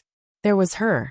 There was Su Yusen, the mother and son, from America to Europe, leaving their own footprints in many countries. Su Peijian's face was slightly pale as she stopped thinking. No matter how beautiful the memories were, they were all in the past that could not be returned. Ling Jing was sensitive to the fact that Su Peijian, who had been fine before going out, looked a little ugly after returning home after dinner. She went into the study almost as soon as she entered the door. He did not understand what went wrong, but at night, he tormented her slender body even more intensely. Since he could not think of other ways to please Su Peijian and make her fall in love with him, he would continue to let her indulge in his body and skills. Su Peijian was indeed particularly enthusiastic that night. It was said in books that when a woman's body was at its climax, it would go blank and forget to think. And such a short period of blankness was very suitable for her. Biting, scratching, and entangling. As her consciousness soared, Su Peijian looked at Ling Jing's enchanting face. Yes, this man did have the capital to seduce people. At least she was very satisfied with his body and skills. Her occasional absent-mindedness always caused Ling Jing deeper dissatisfaction. He bit down hard on her neck, making her completely immersed in it. She thought in a daze that it was still a little bad. Not obedient enough, not submissive enough. Next time, she must make it clear to him not to leave any traces on her body. No traces should be left. This was a typical kind of egoism. In a relationship, she did not want the other party to leave any traces, so that she could leave at any time. And would she be able to do as she wished? Only God knew. Su Peijian looked at herself in the mirror. Her complexion looked good. This week she returned to Rome Garden every day. She worked hard during the day and relaxed at night. After a few days, although she occasionally felt tired, it did give people a much better feeling. In private, she was willing to admit that Ling Jing was a good bed partner. After all, a man with a good appearance and a good life could indeed make people feel satisfied and fully relaxed. However, that was all. Her heart was too empty, and she could only rely on the shallow happiness of her body to fill it. Her phone rang. It was Xiang Kaiping. Xiang Kaiping asked her to go home for the festival. Tomorrow was the Lantern Festival. Su Peijian realized that she hadn't been home for a few days. She did not refuse and promised Xiang Kaiping that she would go home for dinner. She decided to accompany her for 2 days. When she hung up the phone, Ling Jing came in. He saw her sitting in front of the dresser and put his arms around her waist. He had just brushed his teeth, and there was a faint mint smell on his body. He was not wearing a shirt, and his chest muscles were strong and muscular. Su Peijian was not in the mood to appreciate his deliberately showing off. These days, she had been crazy enough with Ling Jing. She pushed him away. She got up to get her clothes. These days Ling Jing had been tossing and turning at night. It could be considered crazy. From the look in his eyes, she knew that he was up to no good. Su Peijian was not in the mood to do it again, so she gently pushed him away. "I'm going out. Get out of my way." She thought that she might need to rest. It was true that he looked good, but it was also true that his waist was sore. The man was in the prime of his life and full of energy. She really couldn't take it anymore. "Where are you going?" It was the weekend. Shouldn't they spend the day in bed? Ling Jing kissed her neck and hugged her again, not intending to let go. "Does it have anything to do with you?"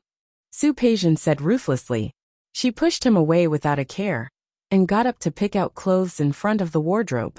Ling Jing came forward again, and locked her between the wardrobe and his chest. "How can it have nothing to do with me? It's such a good weekend, and the weather is good. Don't you think we can do something more interesting?" "I don't think so." She hadn't been home for several days. If she didn't go back, Xiang Kaiping would think too much. "But I think." Ling Jing lowered his head and wanted to kiss her again, but she avoided him. Her face darkened slightly. Obviously, she didn't like Ling Jing like this. "Ling Jing, I hope you understand that I have my own things to do. Get out of my way." "What if I don't?" Ling Jing looked at her half-open chest. The snow-white skin made his eyes darken a little. "What do you think?" Ling Jing was not the only one with a youthful and beautiful body. If he asked too much, or always liked to push his luck, Su Peijian believed that she would replace him without hesitation. Her eyes were slightly cold. Ling Jing stared at this woman and felt a toothache. In the past week, he could feel how passionate this woman was in bed. However, the more passionate she was in bed, the colder she was when she got out of bed. She was obviously the same person. How could she have two faces? They worked together seamlessly in bed. She was passionate, proactive, and sometimes even crazier than him. But it was only limited to bed. Once she got out of bed, this woman would immediately turn against him. Ling Jing stared at the cold expression on Su Peijian's face. He leaned over and bit her lips not too lightly or too heavily. He didn't use much force. Su Peijian was in pain and pushed him away. "Enough." Su Peijian didn't have much patience. "Move aside. I'm going to put on my clothes." She turned around and picked out the clothes to wear. She didn't avoid Ling Jing, who was standing beside her. She took off her nightgown and was about to put on her clothes. Ling Jing looked at her movements and became more and more angry. He threw the clothes in her hands aside and picked her up. "What? So heartless? You're going to throw me away after using me?" There was a trace of imperceptible anger in his tone. Su Peijian heard it, but she didn't understand. "Ling Jing, are you mistaken about something?" First, she hadn't thrown him away yet. Second, the two of them didn't seem to be in that kind of relationship. Before she could say anything else, Ling Jing had already thrown her onto the bed. "I didn't get anything wrong." He pressed down on her and restrained her hands and feet. "But if you want to leave today, you have to satisfy me first."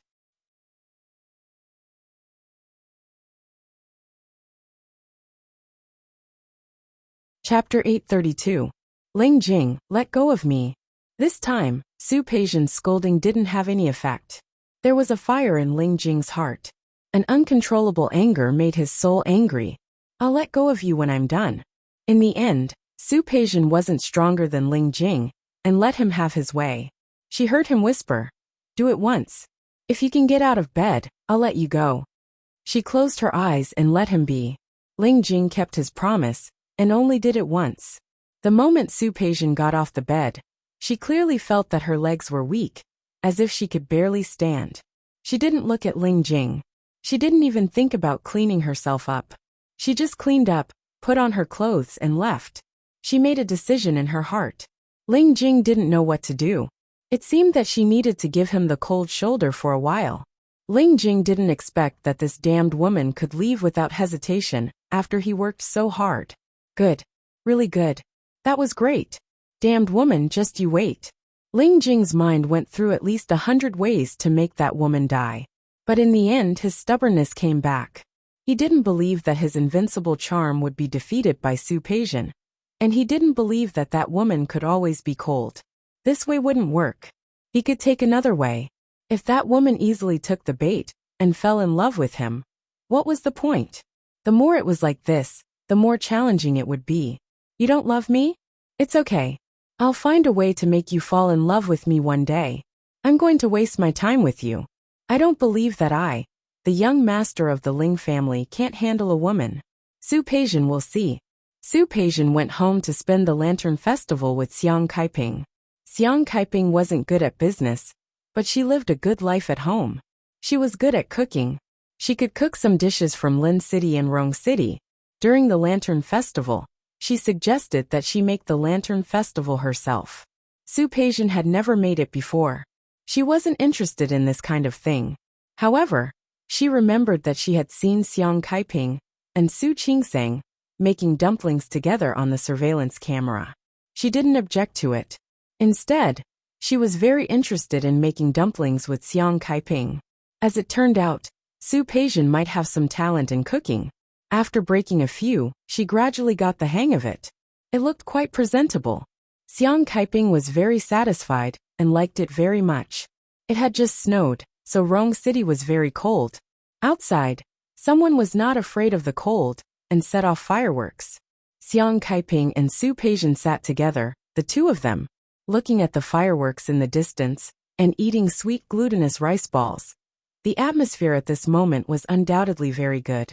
He received 2 congratulatory messages on his phone. One was from Su Qinghui, and the other was from Su Yusen. Su Peijian glanced at them. After a moment of hesitation, she put down her phone without replying to any of them. The moment she went upstairs, Xiang Kaiping stopped her. She wanted to tell her about Mrs. Lin's son, but she saw a red mark on Su Peijian's neck. Peijian? Xiang Kaiping was experienced, especially when she used to live with Su Qingsang. From time to time, Su Qingsang would have these marks on her body. She knew very well how it came about. But where did the marks on Su Peijian's body come from? Did she have a boyfriend?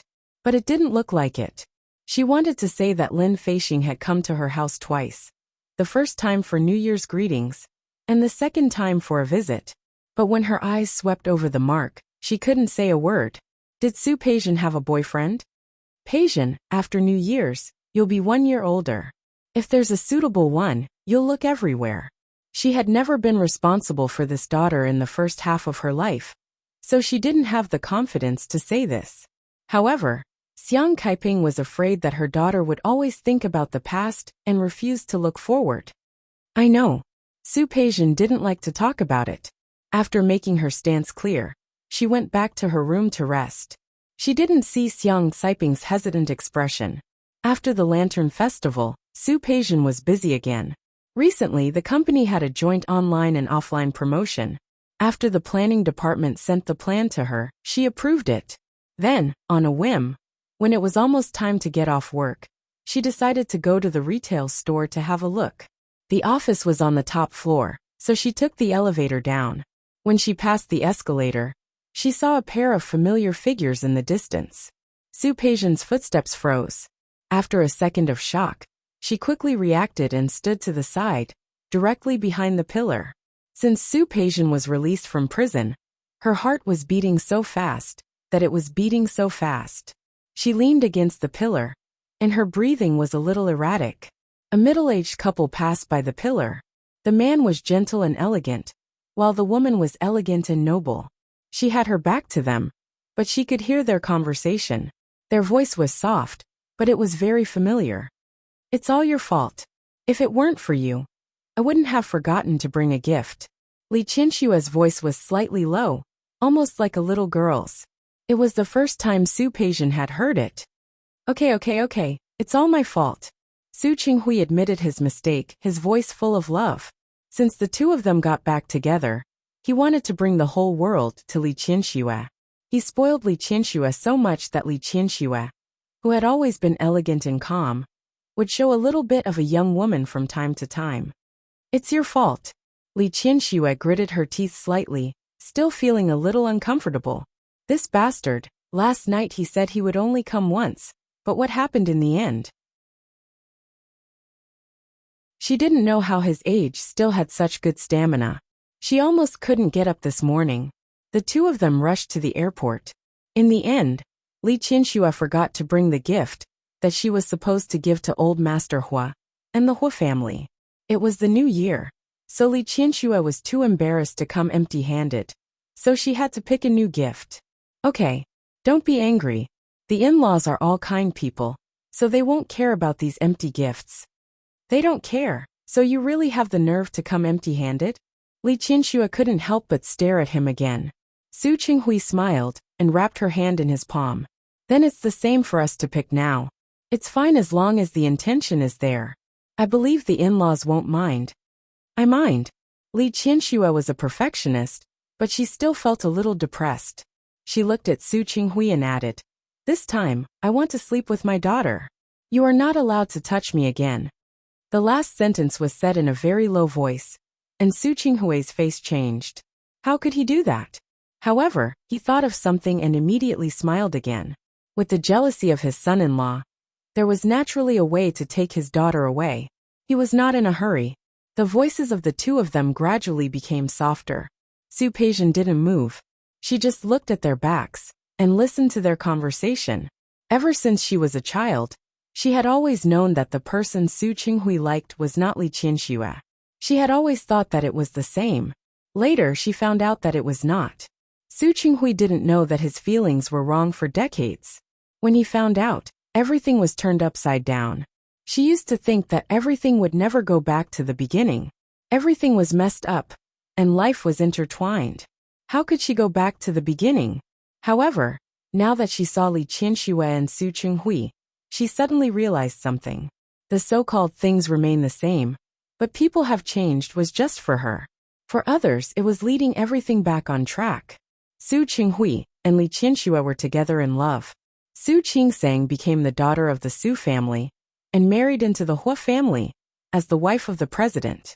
It was as if everything had returned to the original and had never changed.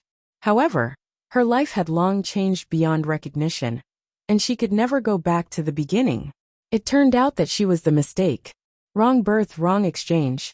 From beginning to end, her life seemed to have become a joke. How ridiculous and absurd was it? Su Peijian closed her eyes. Her heart, which had once been empty, was even emptier now. She looked at the crowd coming and going. It was very lively. There were couples, families, and sisters. She was the only one alone. Ling Jing took some time to deal with some business that he had to handle. He originally wanted to go back to the house, but for some reason, he went back to Rome Garden. That woman didn't call him, nor did she send him a message. After leaving the day before yesterday, she went missing again. That damned woman, she really didn't take him seriously at all. He thought bitterly that he needed to come up with a plan to make that woman fall in love with him. He was going to go to that woman's place and look through all her secrets again. He didn't believe that he couldn't find that damned woman's weakness. He entered his fingerprint and entered the house. There was a smell of alcohol in the air. Ling Jing was stunned for a moment and looked at the woman sitting in the living room. She was wearing a Chanel suit, but at that moment, she was sitting on the ground without a care for her image. There were a few bottles of wine on the coffee table. 2 of them were already empty. He entered the house, but Su Peijian acted as if she didn't see him. She poured herself another glass of wine. She drank it in one gulp. Ling Jing could see that there was something wrong with this woman today. When he saw that Su Peijian was about to pour more wine, he stepped forward and snatched her glass away. "Give it to me." Her tone was gloomy, and her expression was cold. She was colder than the first time he met her. She was like a freezer, and within a 5-meter radius, there was only cold air released by her. "What's wrong? Something on your mind?" Ling Jing didn't want to give her the glass, so he wanted to find this woman's weakness. This woman was like this. TSK, someone handed her a pillow when she wanted to sleep. Su Peijian's reaction was to glance at him, take the wine bottle, and drink it directly. Ling Jing was stunned for a moment. Then he tried to snatch the wine bottle from Su Peijian's hand again. "Are you crazy? Drinking like this? Do you want to die drunk? All the wine on the table was hard liquor. Does it have anything to do with you? Su Peijian looked at him, as if she was looking at an object. Ling Jing gritted his teeth, put the wine bottle and glass heavily on the coffee table, and pulled her up. He held her waist and stared at her face gloomily.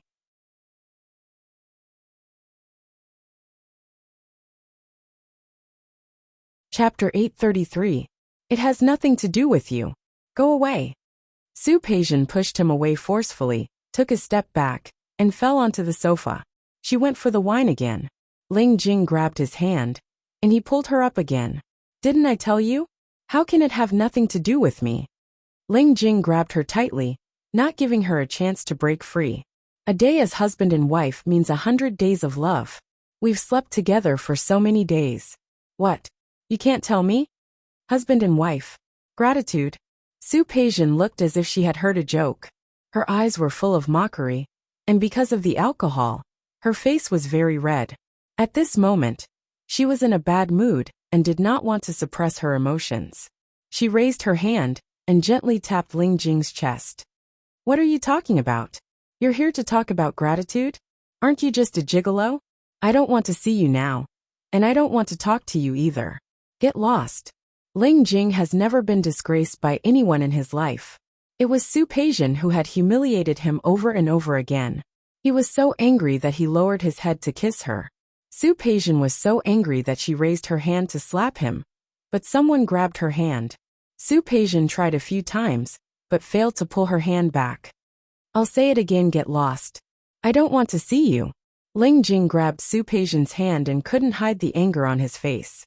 Damn woman, she didn't know when she first came. But now she wanted to slap him? But this woman, this damned woman. They had repeatedly challenged his bottom line. He grabbed her arm tightly and made her look at him. That's enough. Su Peijian, who provoked you? Why don't you attack the person who provoked you? Why are you attacking me? Fine, you don't dare to make a move, do you? Tell me who provoked you, and I'll help you teach that person a lesson. Tell me. Su Peijian finally looked Ling Jing in the eye. Ling Jing, get lost. Ling Jing was furious. He had never been so angry in his life. This woman simply didn't know how to appreciate kindness. He grabbed her hand and led her outside. Su Peijian was dragged by him. She staggered and almost fell. She tried hard to pull her hand away, but the difference between men and women was reflected at this moment. She couldn't pull it away. What are you doing? Let me go. She wanted to kick him, but that would make her body lose balance. With alcohol and anger, her voice was a notch higher than usual. Ling Jing, you bastard, let me go. Ling Jing directly dragged her out of the door. Before going out, she did not forget to take Xian Guan's coat. As soon as she stepped out of the door and lost the protection of the heater, Su Peijian's body shrank. Ling Jing threw the down jacket on her. Ling Jing, you lunatic. Su Peijian wanted to enter the door again, but Ling Jing did not give her a chance. He closed the door and led her to the direction of the elevator. Woman, do you want to get drunk? What was the point of getting drunk? Come on. If you want to drown your sorrows in alcohol, why don't I bring you to play something more exciting? Lunatic. The moment Su Peijian stepped into the elevator, she shook off his hand and took a step back. Who says I'm drowning my sorrows in alcohol? I just want to drink. Really? Ling Jing took a step forward and stood in front of her. She stared at her face and her eyes were full of malice. Since that's the case, do you dare to go with me? I promise that my method is 100 times more effective than letting you simply drink.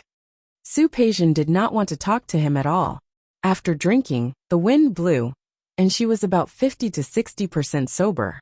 She put on the down jacket, looked at Ling Jing coldly and pressed the elevator button. Get out of the way, I want to go back. Ling Jing completely ignored her. The elevator went down to the underground parking lot, and he grabbed her wrist and led her to his car. Sure enough, it was the familiar Cadillac that had been parked here for a long time. After getting into the car, Su Peijian stopped running. She seemed to be sober but not sober. She seemed to be drunk but not drunk. The emptiness in her heart was still there, and the feeling of her body was still there. The feeling of loss, emptiness, and the discomfort of her life being turned upside down was still there. She closed her eyes and emptied her mind. She did not see, did not listen, did not feel. The car drove out of the underground parking lot like an arrow. In such cold weather, the black shadow of the car shuttled through the streets and alleys of Rome City. Su Peijian felt it, but she did not open her eyes. The car stopped, and she still closed her eyes. The person beside her got out of the car, but she did not move. Being drunk was also a way to numb oneself, and emptying one's mind was also a way to numb oneself. She was fearless. Without people and things to care about, the heart would become unprecedentedly strong, and it would also become extremely empty and lost. There seemed to be a lot of voices around her, but she did not open her eyes. She was not curious, nor did she care. She did not want to know where Ling Jing brought her, and what he brought her here for. About 10 minutes passed, or maybe 20. The car door on her side was opened, and the cold wind poured in. Her body instinctively shrank. In the next second, she was dragged out of the car. She finally opened her eyes and finally saw the environment she was in. There were more than one mountain in Rome City. She knew this place, but she had never been there. There were many people standing on both sides of the winding mountain road. These people were not afraid of the cold on such a cold day. There were men and women, and it was very noisy. Those voices had been blocked out by her just now, so she could hear them clearly now. She felt that it was noisy and instinctively frowned. However, she was led forward by Ling Jing. There were many cars lined up neatly in front of them. At a glance, all of them were luxury cars. Ferrari, Lamborghini, Maybach, Porsche, Aston Martin, Bugatti Veyron. When Ling Jing held Su Peijian's hand and entered the car, someone blew a whistle. Ling Jing glanced over, and the man made a zipping motion with his mouth. Soon, someone came over and put a car key in Ling Jing's hand. Ling Jing glanced at Su Peijian and asked, "Are you afraid?" Su Peijian's state at this moment was empty, and her thoughts were also empty. Ling Jing's words made her come back to her senses a little, but she gave him a cold look. There was no trace of emotion in her extremely cold eyes. It seemed to be saying, "Why would I, Su Peijian, be afraid? It's good that you're not afraid." Ling Jing took the car key and walked to one of the white Aston Martin. He opened the door and gestured for Su Peijian to get in. Su Peijian finally had a little emotional reaction. She looked at Ling Jing, and then at the mountain road in front of her. She retracted her gaze and met Ling Jing's eyes. "You want to play this?" "Yes. Do you dare to get in?" Su Peijian glanced at him, and her eyes were still empty. There was no emotion in them, and there was no emotion. She opened the car door and got in. Ling Jing also got in the car. The noise around them seemed to have gotten even louder. Whistles, jeers, and cheers could be heard everywhere.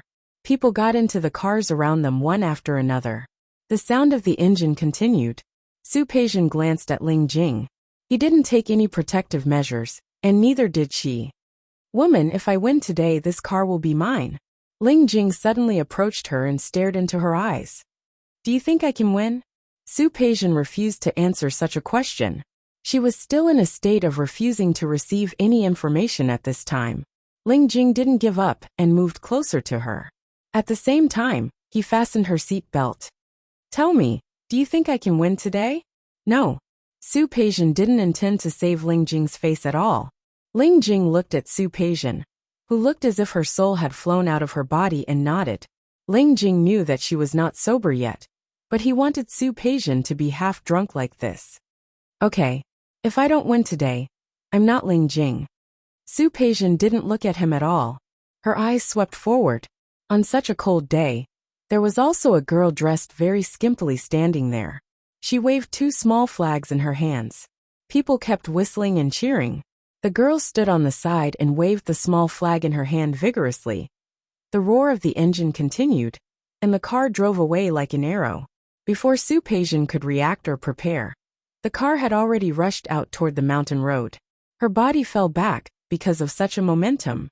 Even if Su Peijian didn't want to, even if she kept forcing herself to empty her mind, it didn't work. The car kept moving forward, and constantly accelerating. In extreme speed, it was easy for people to feel weightless. Not to mention that they were on a mountain road now. Every turn and every acceleration would make people feel uncomfortable. Su Peijian, who was originally in a daze, had to return to her body. She watched Ling Jing drive the car skillfully overtaking one car after another. She could drive herself, but she never drove fast.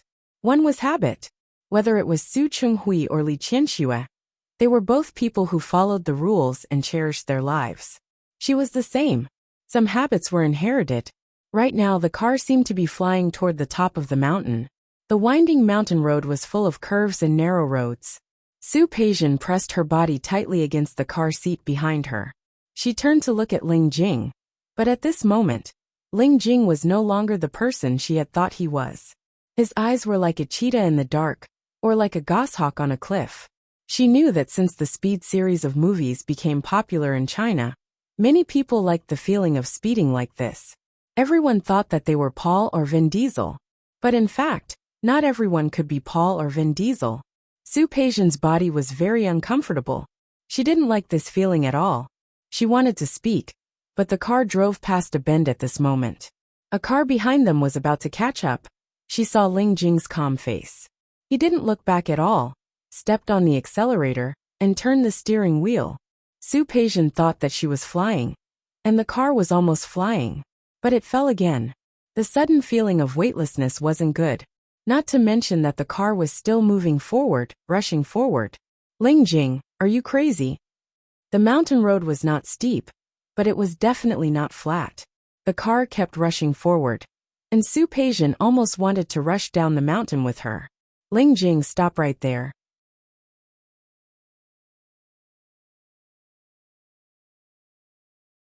Chapter 834. Ling Jing wanted to die, but she didn't. Su Peijian was about to lose her temper. The drunkenness caused by the wine she had drunk before was gone. Ling Jing had completely ignored her at this time. In such an environment, a slight distraction would cause them to lose. There was a relatively large empty field at the top of the mountain. They turned here and went down the mountain. They would only win if they finished the whole journey. However, when they went down the mountain, there would still be cars on the mountain road. It would be chaos, and there would be danger at any time. Su Peijian didn't know who came up with this idea. She didn't notice it before, but now that she had calmed down, she saw that Ling Jing was driving the car in the middle of the traffic. Su Peijian, who had always been calm and composed, finally couldn't control her expression. Ling Jing, stop, do you hear me? This was the road going downhill. More importantly, the mountain road was so narrow. It felt like the two cars would fall at any time, especially when there was a car going up in front of them. But they were going down. When they were about to collide with their car, Su Peijian's drunkenness was completely awakened. Ling Jing, are you crazy? Stop. He was driving so fast just now, and there were still several cars coming up from behind. Compared to them, Ling Jing's car seemed to be going in the wrong direction. There was no response. Ling Jing looked at the car in front of him with a playful and unruly smile on his face. Even if it was going downhill, he was still stepping on the accelerator. Su Peijian felt the car continue to dive, and the feeling of weightlessness made her uncomfortable. She had also played some extreme sports such as skydiving, bungee jumping, and when she was abroad, she had also played in hot air balloons and hang gliding. However, those were all when she was prepared, and there was a coach beside her with standard operation and guidance, which made her feel at ease. This Ling Jing in front of her was simply messing around. In the end, Su Peijian couldn't stand it anymore. She pressed her body against the car seat, raised her hand to grab the seat belt tightly, and closed her eyes. She felt her body continue to go down and down with the car. After an unknown period of time, the car finally stopped. It was very noisy, and she could hear the noise through the car door. There were whistles and cheers, and a lot of noise. Su Peijian naturally didn't like such an environment. She sat in the car and tried her best to endure the discomfort she had just experienced. We're here. The sound in her ears made her feel real, and she was really sure that the bastard Ling Jing had stopped the car. Her legs were a little weak, and the noise around her made her face even paler. Ling Jing unbuckled her seatbelt and turned around to look at her. There was an arrogant smile on her face. First, how is it? My skills are not bad, right? With a paw sound, Ling Jing's face was slapped. His eyes widened as he stared at Su Peijian. His good mood from winning the competition had completely dissipated. He pointed at Su Peijian, his eyes almost spitting fire. You damned woman! How dare you hit me? That's exactly what I'm going to do. Su Peijian's drunkenness had completely dissipated. Withdrawing from the feeling of almost facing death, she stared at the person in front of her. Ling Jing, it's your own business if you want to die. I don't want to die. After saying this, she got out of the car without looking back. The night wind was extremely cold. Su Peijian pulled her clothes closer to her body.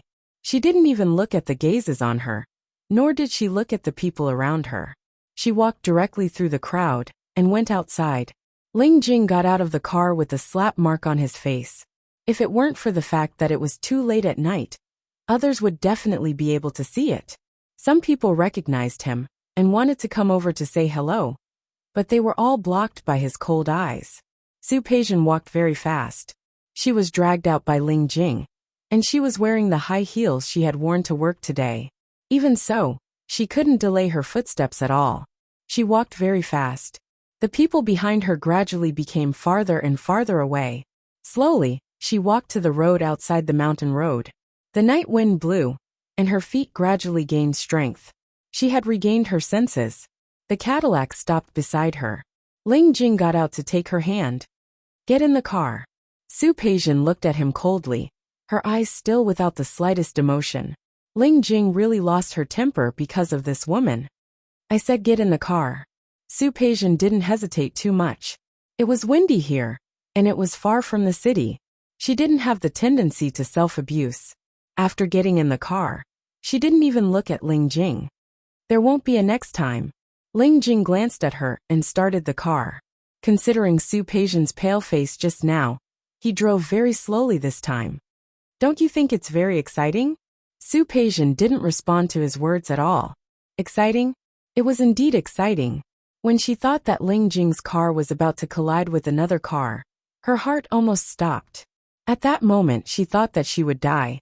But it was at that moment that she suddenly realized that she didn't want to die. Not at all.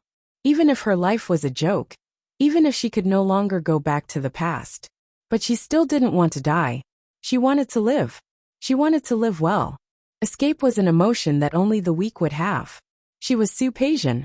She wouldn't escape. You have to admit that my method worked, right?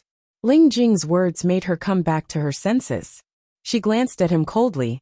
She retracted her gaze and looked at the streets on both sides of the road. When she passed by a certain place, she suddenly stopped the car. Ling Jing stopped the car and looked at Su Peijian, not quite understanding what she wanted to do. Su Peijian sat in the car and looked across the road. This was a night market street in Rong City. She rarely went there. The weather was too cold. At night, there were almost no people here. However, a small stall at the end of the street was still open. There were only 4 words on the sign. Swordsmanship. There was a couple in the shop. They were cleaning up. It seemed that they were closing the stall. Su Peijian kept staring at the couple. She watched them clean up the tables outside. She watched the woman sweep away the trash outside and go back inside to clean up. She watched very seriously and very attentively, but it seemed that she was looking elsewhere. Ling Jing naturally saw it too. He looked at Su Peijian's expression and didn't understand why she was staring at a roadside stall for so long. Hungry? Have you eaten? Why don't we go now? What do you want to eat? Su Peijian didn't look at him. In the shop, the man had already gone to the kitchen in the back, and the woman returned to the counter. She watched for a while, then suddenly opened the door and got out of the car. The night wind was very cold. She tightened her coat and walked to the wonton shop. Sister Sure. Little Sue. The woman inside was about to close the stall. When she saw Su Peijian, her eyes lit up. Why are you here? How did you know that I have a shop here? I haven't seen you for a long time. How are you? How have you been? Su Peijian didn't answer her series of questions. I'm hungry. Su Peijian looked at the old but clean shop in front of her. She picked a seat and sat down. Sister Sure, cook a bowl of wonton for me. Okay, What kind of fillings do you want? Anything. Soup Asian was not gloomy and cold like before. Make whatever you want. Okay. Sister Sher entered the shop to cook the wonton. However, she saw Ling Jing, who followed her in. Dear customer, we're closing. She wanted to have a good chat with Soup Asian. Isn't she here too? Ling Jing glanced at Soup Asian. She's my friend. Dear customer, I'm also her friend. As she spoke, Ling Jing walked to Soup Asian and sat down in front of her. Sister Sher glanced at Soup Asian. Seeing that she didn't refute, she asked, Sir, what kind of fillings do you want? Anything is fine. I'll eat whatever she eats. Sister Sher didn't ask anymore. She went into the kitchen and said something. A man's voice could be heard from inside the kitchen. Sister Sher took out the utensils and placed them on the table. Little Sue, do you want some wine? Or a drink? Give me a bottle of water. Soup Asian had just drunk some wine, so she didn't feel like drinking anymore. Okay. Sister Sher took the wine away. She brought 2 bottles of water over. Little Sue, how have you been lately? This is the first time I've seen you since you came out. I've really missed you. I just don't know where to find you. Pretty good. Soup Asian's tone was indifferent, without much enthusiasm. She had always been like this, so Sister Sher wasn't angry. I really have to thank you back then. If it wasn't for you. Sister Sher, let's not talk about the past. Yes. It's all in the past. Let's not talk about it. Sister Sher glanced at Ling Jing. She thought that Soup Asian was too embarrassed to talk about it, so she didn't say anything. But she couldn't help it. It was fate that they could meet people like them. Is this your boyfriend? Was there a palm print on this man's face? Maybe she saw it wrong. It was the wind. No. Soup Asian's voice was indifferent. A friend. Sensing that Ling Jing's expression wasn't too good, Soup Asian didn't want to pay attention to her. She just looked at Sister Sher and asked, How's Sister Sher recently? You look good. It's not bad. After I came out, I told my husband and opened this shop. Business is good. It's close to the school. So many students come here to eat. Okay. Soup Asian drank the water and replied lightly, That's good. She wasn't very enthusiastic, but she didn't stop Sister Sher from continuing. She was in the mood again. I miss you guys so much. I even went back to visit them once. After Xiao Zhao came out, I heard that he went back to his hometown. That Zhang Hong divorced her husband. Now she's living alone with her child. And that Sister Zhou, she didn't speak quickly. Soup Asian was a little confused and a little lost. In the past 2 years, she, the daughter of a rich family, had met many people. They were people that she wouldn't have crossed paths with in the first half of her life. She never thought that one day she would sit in such a small roadside shop and eat such ordinary wontons.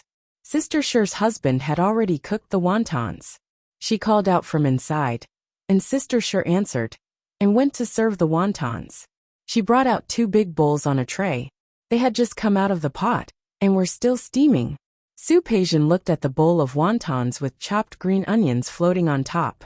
She didn't eat green onions in the past. Not only did she not eat green onions, but she also didn't eat many things. The Su family's chef knew that every time she didn't like it, he would specially pick it out. But ever since she went in, she realized that there was no such thing as eating or not eating. But it wasn't to that extent. A place like prison wouldn't care about your thoughts and feelings. She could only adapt and get used to it by herself. She picked up the spoon beside her, scooped up a wonton, and slowly put it into her mouth without looking at Ling Jing. The taste was average, not as good as the ones made by the chef at home. But at this moment, she felt that it was very delicious. On a cold night like this, when she thought she was going to die, but then she came back to life. How is it? Although Sister Sher knew that Soup Asian was like her, she also knew that she was different from her. She could tell from her time in prison that she was a cultured person. She was educated and had a good temperament. She looked at Soup Asian nervously, afraid that she would say that it wasn't delicious. It's very delicious. Soup Asian smiled at Sister Sher and didn't say anything else. She didn't have the habit of talking while eating. Ling Jing didn't say anything. He just looked at Soup Asian. Looking at her sitting in such a simple shop, It gave people the feeling that they were in a certain five-star hotel. He didn't need to ask. He could guess the relationship between the two, just by listening to what the woman said. Cellmate. TSK.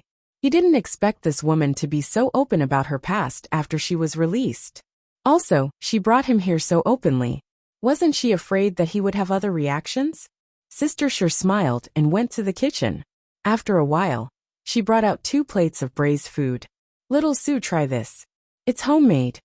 She was still a little careful, knowing that Sue Pasian was different from them. Now that she looked at it again, it confirmed her guess. She was from a different world from them. Thank you. Sue Pasian didn't usually eat these. She didn't like eating animal organs. But looking at the chicken gizzards on the plate, she picked up a piece and put it in her mouth without frowning. Looking at Sister Sure's expectant face, Sue Pasian said again after swallowing the food, "It's very delicious.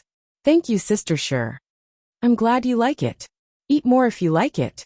There weren't many people in the wonton shop. Sue Pasian and Ling Jing didn't say a word. After eating, Sue Pasian thought about how much money she had to spend. Only then did she remember that she was dragged out by Ling Jing like this. She didn't have her phone or wallet on her. She turned to look at Ling Jing. Ling Jing pretended not to understand. Sue Pasian reached out. Seeing that Sister Sure wasn't paying attention, Ling Jing approached her. "What? Are you my sugar daddy? Why do you need me to pay for a meal? I'll pay you back tenfold when we get back." Sue Pasian's lowered voice was full of coldness.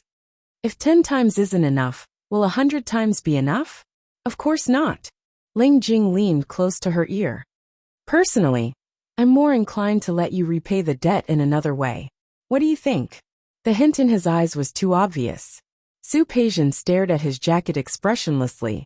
Suddenly, she reached out her hand to take her wallet. Ling Jing avoided her, took out his wallet, got up, and put a red bill on the table.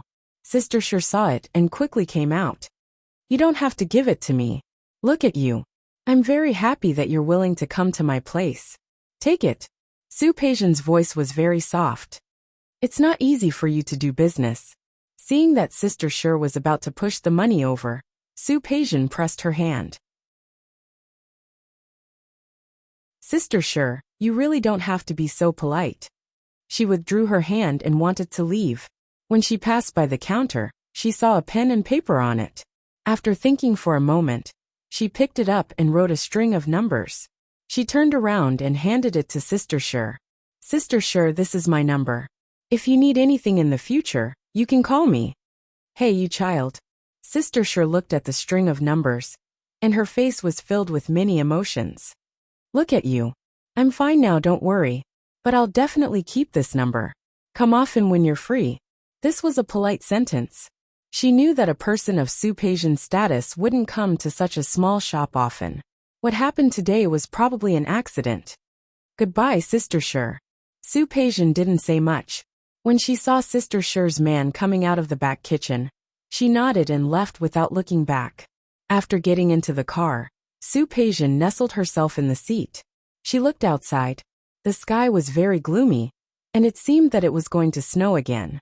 She used to like snow in Lin City. In order to see the snow, she followed Li Qinxue to Canada, Finland and Iceland. They also went to Switzerland to specialize in skiing. She still remembered that they lived in an igloo near the ski resort in Switzerland. In order for her to live comfortably, Li Qinxue booked an entire floor. Every day, she would wake up naturally, and then go skiing with Su Yusen and Li Qinxue. They would take the cable car to see the scenery of the snowy mountains. It snowed in Rong City every year. After seeing it twice in prison, she realized that there was actually nothing to see in the snow. What could make people feel beautiful were people. It was the people who were by her side at that time. Ling Jing looked at her, and wasn't in a hurry to start the car. He turned around, and moved closer to her. "Can't bear to? Do you want to go in and sit for a while?" Sue Pasian turned her face to look at him, and said expressionlessly, "Drive." "What? Are you ordering me around as a chauffeur again? Let me tell you, I can charge a lot." "Shut up." Sue Pasian didn't want to listen to him now, but Ling Jing insisted. He moved closer to Sue Pasian, put his arms around her waist, and pressed their foreheads together. I'll shut up if you tell me to. Wouldn't that be too embarrassing for me?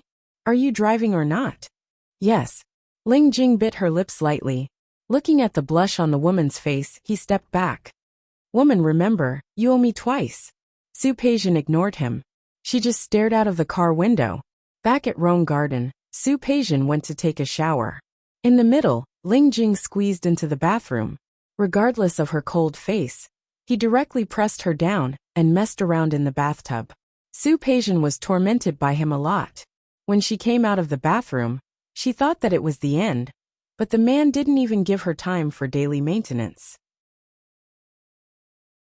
He carried her to the bed, lowered his waist, and began another negative distance contact. You owe me this.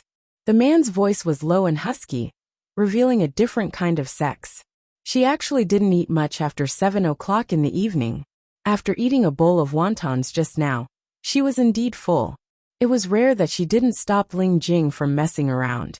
She thought about the trace of fear that she almost died today, and the trace of joy that came from surviving the disaster. She closed her eyes and let Ling Jing do whatever he wanted. The man had an outstanding figure and was in the prime of his life. There seemed to be a passion in his young body that would never diminish. Little by little, again and again. She closed her eyes because she didn't want to give the other party a reaction, but the man was not satisfied with that. He used all means and effort to make her respond to him. Maybe it was the stimulation during the day, or maybe it was the stimulation at night. The moment the man bit her neck, Su Peijian was enraged. She opened her eyes and looked at the man's upturned phoenix eyes. She stretched out her long legs and pressed the man under her body, taking the initiative. Ling Jing was stunned for a moment. Before she could react, the woman had already lowered her waist. The woman was on top, and the man was below. Everything was reversed. But it was a different kind of excitement. The night was long. Her biological clock woke Su Peijian up on time. However, she couldn't get up. Yesterday, the bastard man used the name of collecting debts to press her down and beg her again and again. Later, she was so angry that she turned the tables and pressed the man under her body. She thought that the other party would give up, but she didn't know what she had done to provoke the man. Not only was the man very cooperative, but he also insisted that she continue like this. She usually exercised and her physical strength wasn't bad, but in the end she still lost. After all, the upper position was really a test of the body's condition. Her hands were a little sore, not to mention her waist and legs. She couldn't help but frown. Just when she wanted to get up, she found herself tightly in the man's arms. The man's hand was on her waist, and his wheat-colored arm was strong and strong. She lowered her head and looked at the arm, and for a moment she was dazed. The man's chest and her back were tightly pressed together. There was almost no gap. No man had ever hugged her to sleep like this. This position, from a psychological point of view, was a protective position. The man was hugging her like this, not below her. From a psychological point of view, the man wanted to protect her? Ha! How ridiculous. She didn't need his protection. She didn't need anyone's protection. She closed her eyes, removed the man's hand and got up. The moment her hand was removed, Ling Jing woke up. He looked at Su Peijian, who was about to get up, turned over, and pressed her under his body again. You can still get up? Get out of the way, Su Peijian said expressionlessly. I want to go to work. What's wrong with going to work? Your company won't collapse even if you rest for a day. I said get out of the way. No. Ling Jing lay on him, using both hands and feet. The weather is good today. Let's go play. Ling Jing. Don't forget you still owe me one. Su Peijian sneered, and her gorgeous face was frosty. I remember we did it more than once yesterday. Are you complimenting me? Thank you for the compliment. What a shameless man. He could talk about anything. Su Peijian didn't want to talk to him anymore. She reached out to push him, but he grabbed her hand. He sat up and pointed at his face. You remember what you did yesterday, don't you? It was too late, and no one could see the slap mark at the time. Otherwise, how could he, the dignified young master of the Ling family, put his face? Woman, no one has ever dared to slap me in my life. Really? Then I'm glad I'm the first. TSK. Ling Jing pulled her body up and held her in his arms again. Don't you think you need to compensate me? Is 500,000 enough? I'll give it to you later. After Su Peijian finished speaking, she was about to get out of bed. Ling Jing was annoyed. He buckled her waist, and their naked bodies were pressed together again. He lifted her chin and made her look into his eyes, clearly expressing his dissatisfaction.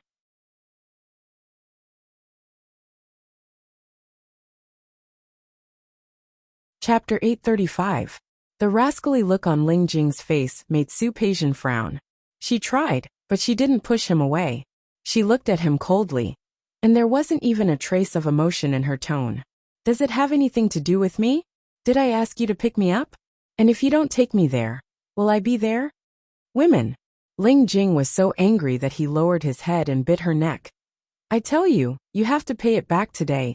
Even if you don't want to pay it back, you have to pay it back. Otherwise, hugging Su Peijian, he spun her around and said in a threatening tone, I don't mind making it so that you can't get out of bed.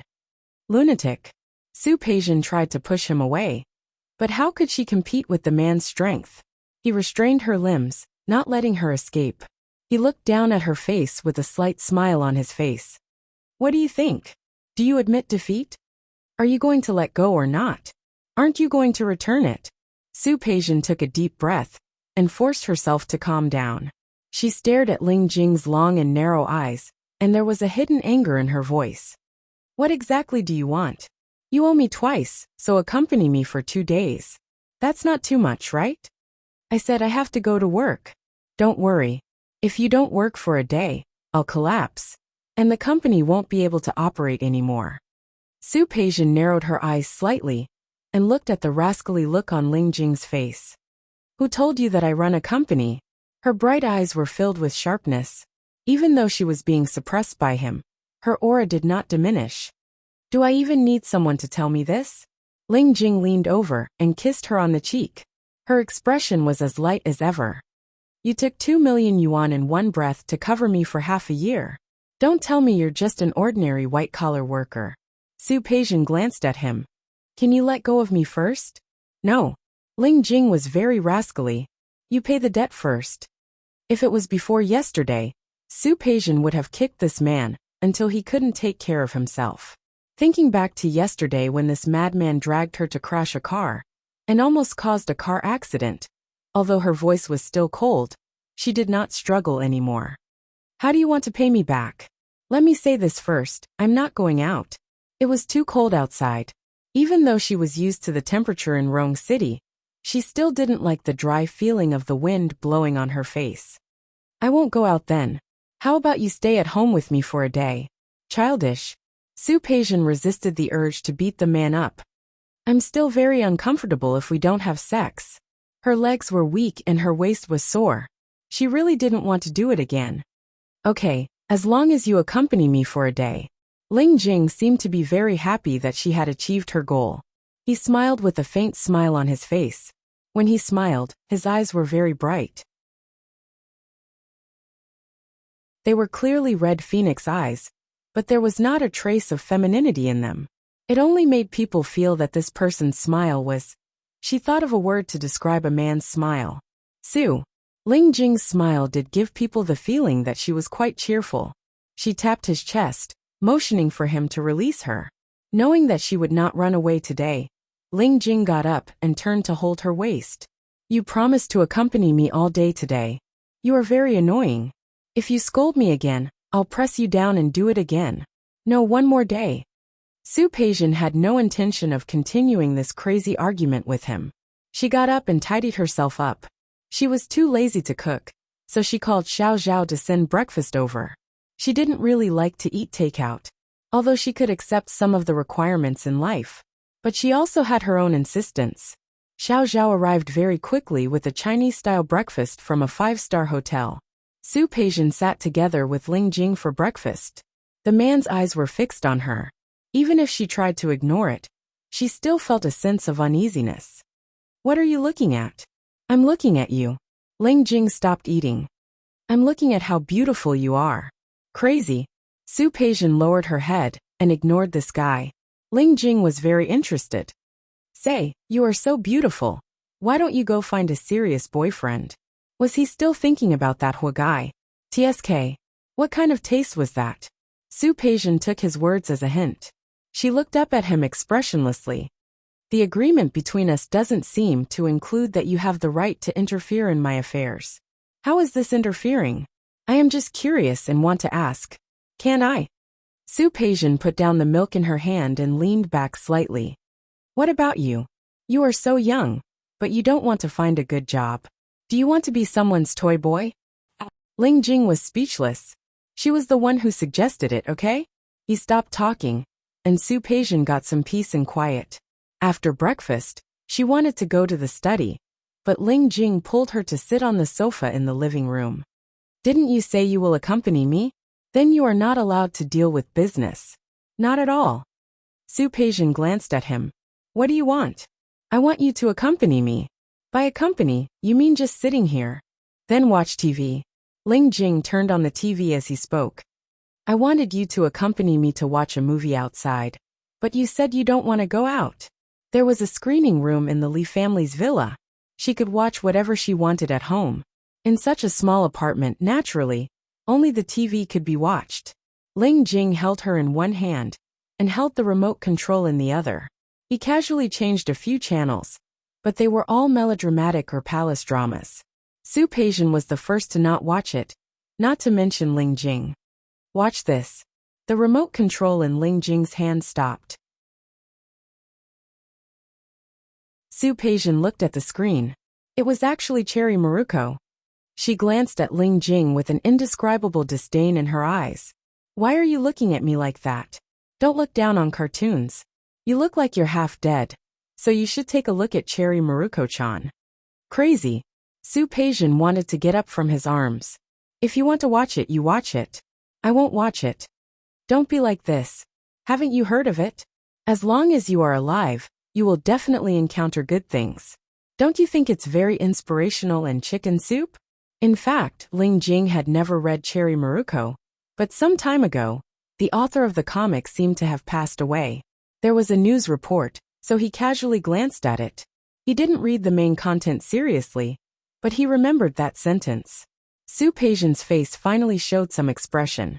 She turned her face to look at Ling Jing with a hint of mockery in her eyes. The so-called chicken soup is for those who are not strong-willed. The truly strong don't need chicken soup at all. That makes sense. Ling Jing nodded and placed the remote control in Su Peijian's hand. Then you choose. What do you want to watch?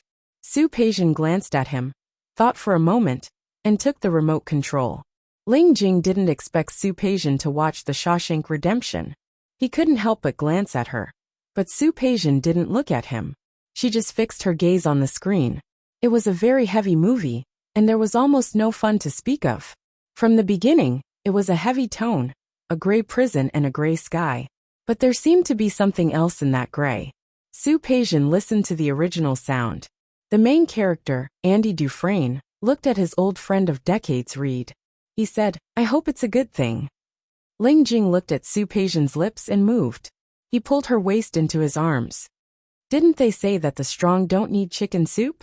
Su Peijian was silent. At this moment, Ling Jing gently bit her earlobe. So, you admit that you need chicken soup? In other words, he admitted that she was not strong-willed? Su Peijian ignored him. She really didn't need chicken soup. It was just that before, she had been competing with him. But after last night, Su Peijian suddenly reconciled with him. Whether it was a tragedy or a comedy, or a sad life. Even if her heart was empty, no matter what, it was good to be alive. Almost every single one of the women that Sister Sher mentioned had a past that they couldn't control. Sometimes the tragedy of life was really hard to explain. What had happened? What had happened? What had happened? Instead of running away, it was better to face it. Instead of being conflicted, it was better to let go. Her phone rang. Su Peijian frowned slightly, pushed Ling Jing away, and got up to get her phone. Looking at the number on the screen, she was momentarily distracted. After a few seconds of hesitation, she still picked up. She didn't speak, but Su Qinghui on the other side of the phone wasn't angry at all. Peijian, you finally picked up my call. I called you on New Year's Day. Why didn't you pick up? I was outside. Previously, she had taken Xiang Kaiping abroad. At first, she had forgotten to bring her phone. Later, when she saw it, she didn't know whether to call back or not. I called you on the Lantern Festival, but you didn't pick up. Su Qinghui sounded a little worried. Peijian, are you still blaming Dad? Blame? Su Peijian didn't know what to say. Xiang Kaiping also liked to say that. Did Su Qinghui like to say that now? No. She didn't blame anyone. Then Dad is in wrong city now. I want to see you and have a meal together. Is that okay? Su Peijian didn't agree immediately. Her lips formed a straight line. After thinking for a while, she said, Does she know? She didn't call him that. Su Peijian believed that Su Qinghui knew what she meant. Qianxue knows. Don't think too much. Your aunt isn't that kind of person. Su Qinghui originally wanted to say your mother, but it wasn't appropriate anymore. Su Peijian continued to be silent. She wanted to see Su Qinghui. After all, he was her father, and he loved her so much. But, just the two of us? Yes, just the two of us. Do you want to come? Su Peijian's palm tightened on the phone, but she began to walk toward the room. What's the address? I'm not familiar with Rong City. Why don't you tell me the address? Su Qinghui had actually been to Rong City many times, but he respected his daughter's opinion more. Okay, then let's go to Plum Garden. Su Peijian entered the bedroom, opened the wardrobe, and began to pick out clothes. I'll send you the address later. After hanging up the phone, Su Peijian changed her clothes, picked up her bag and put on her phone. When she was about to go out, she saw Ling Jing blocking the door of the room, with a bit of dissatisfaction on his face. Are you going out? Yes. You said you wouldn't go out. Su Peijian looked at him, as if she was looking at a fool. I have something to do. Get out of the way. I want to go too. Ling Jing was acting shamelessly today. This damn woman, she said she would pay him back. And then she ran away? It really made him want to teach her a lesson. Su Peijian took a step back and looked at him coldly. Are you going to move? No. Ling Jing was tall and blocked the door, not giving Su Peijian any chance to go out. Ling Jing. Su Peijian's face darkened. Don't forget your identity.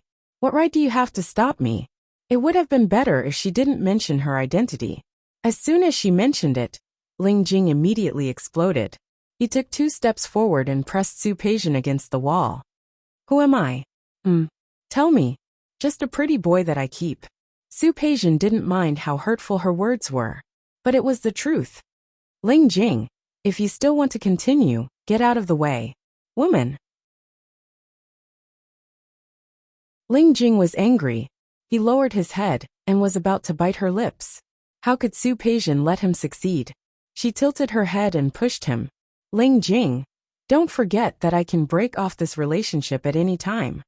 Woman, don't forget that you still owe me twice. What did he mean by owing or not? Wasn't he the one who said it? Su Peijian didn't want to talk nonsense with him. Seeing that he was about to approach again, she raised her foot and kicked his lower body. Ling Jing didn't expect that this damn woman would dare to hit him at this time. Su Peijian didn't give him a chance to react. She wasn't someone who had the patience to play an unimportant role like Ling Jing. Ling Jing, I'll say it again. Stop it. That word made Ling Jing's movements stop there. What did it mean? What did she think he was? Did she think he was a woman? Crying and making a scene. Dream on. He was a man. Damned woman, just you wait. Do you think I can't do anything to you? I'll wait for the day when you come to beg me. What Ling Jing thought was not within Su Peijian's consideration. She got into the car. When she drove out of the underground parking lot, she glanced at the Cadillac parked by the side. Her tone just now wasn't very good, but she really didn't like Ling Jing's increasingly rogue attitude. If a pet she raised couldn't have some self-awareness, then she would replace him. After all, she didn't care about men. But when the car stopped in Plum Garden, Su Peijian had completely calmed down. Although it was indeed Ling Jing who asked her to accompany him today, she promised him. Since she promised someone else, she naturally had to do it. She broke her promise. No wonder Ling Jing was angry. She could roughly understand Ling Jing's mentality. After all, she was his sugar daddy, It seemed normal for him to want her to accompany him. Forget it. I'll accompany him tomorrow. When Su Peijian entered the door, Su Qinghui happened to be there too. Seeing her, there was a smile on his face. He stepped forward and looked her up and down. Dad. Peijian. Su Qinghui withdrew his gaze and looked at Su Peijian's face.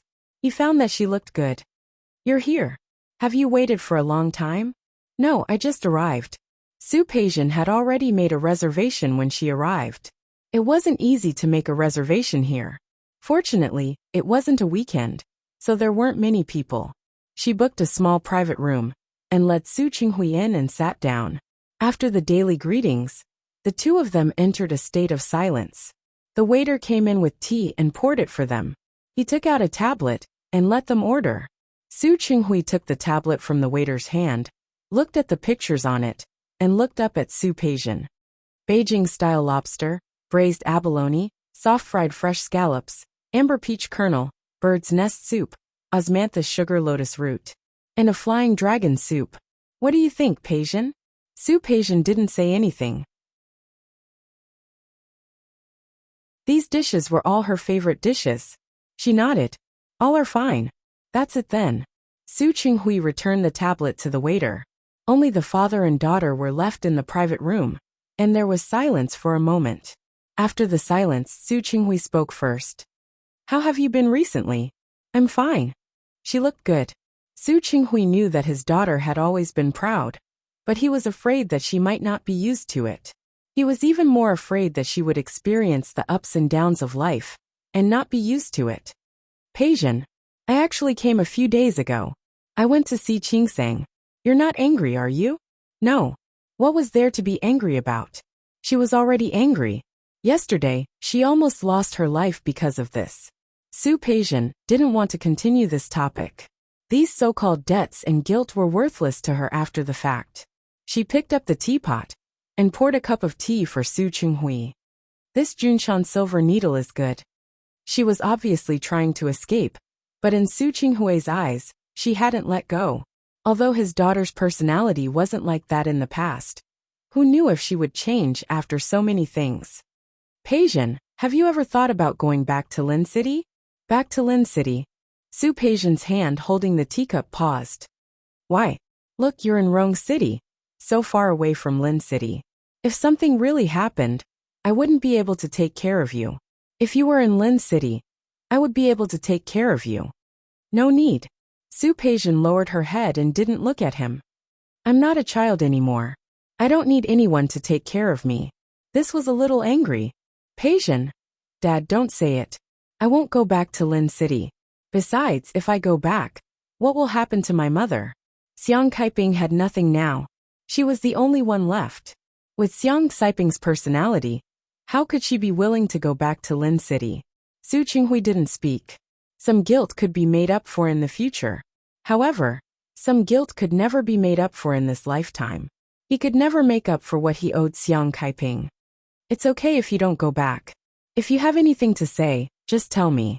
Su Qinghui was afraid that she would mind, so he added, in my heart, you will always be my daughter. This will never change. Okay.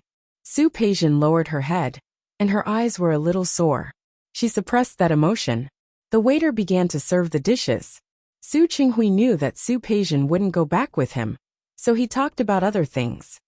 Previously, I invested in some projects in Rong City. Although the shares and investment weren't the largest, it was still a lot. I don't have time here often.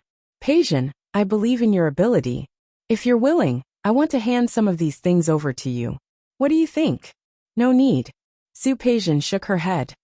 My mother has 2 department stores under her name. I'm managing them now.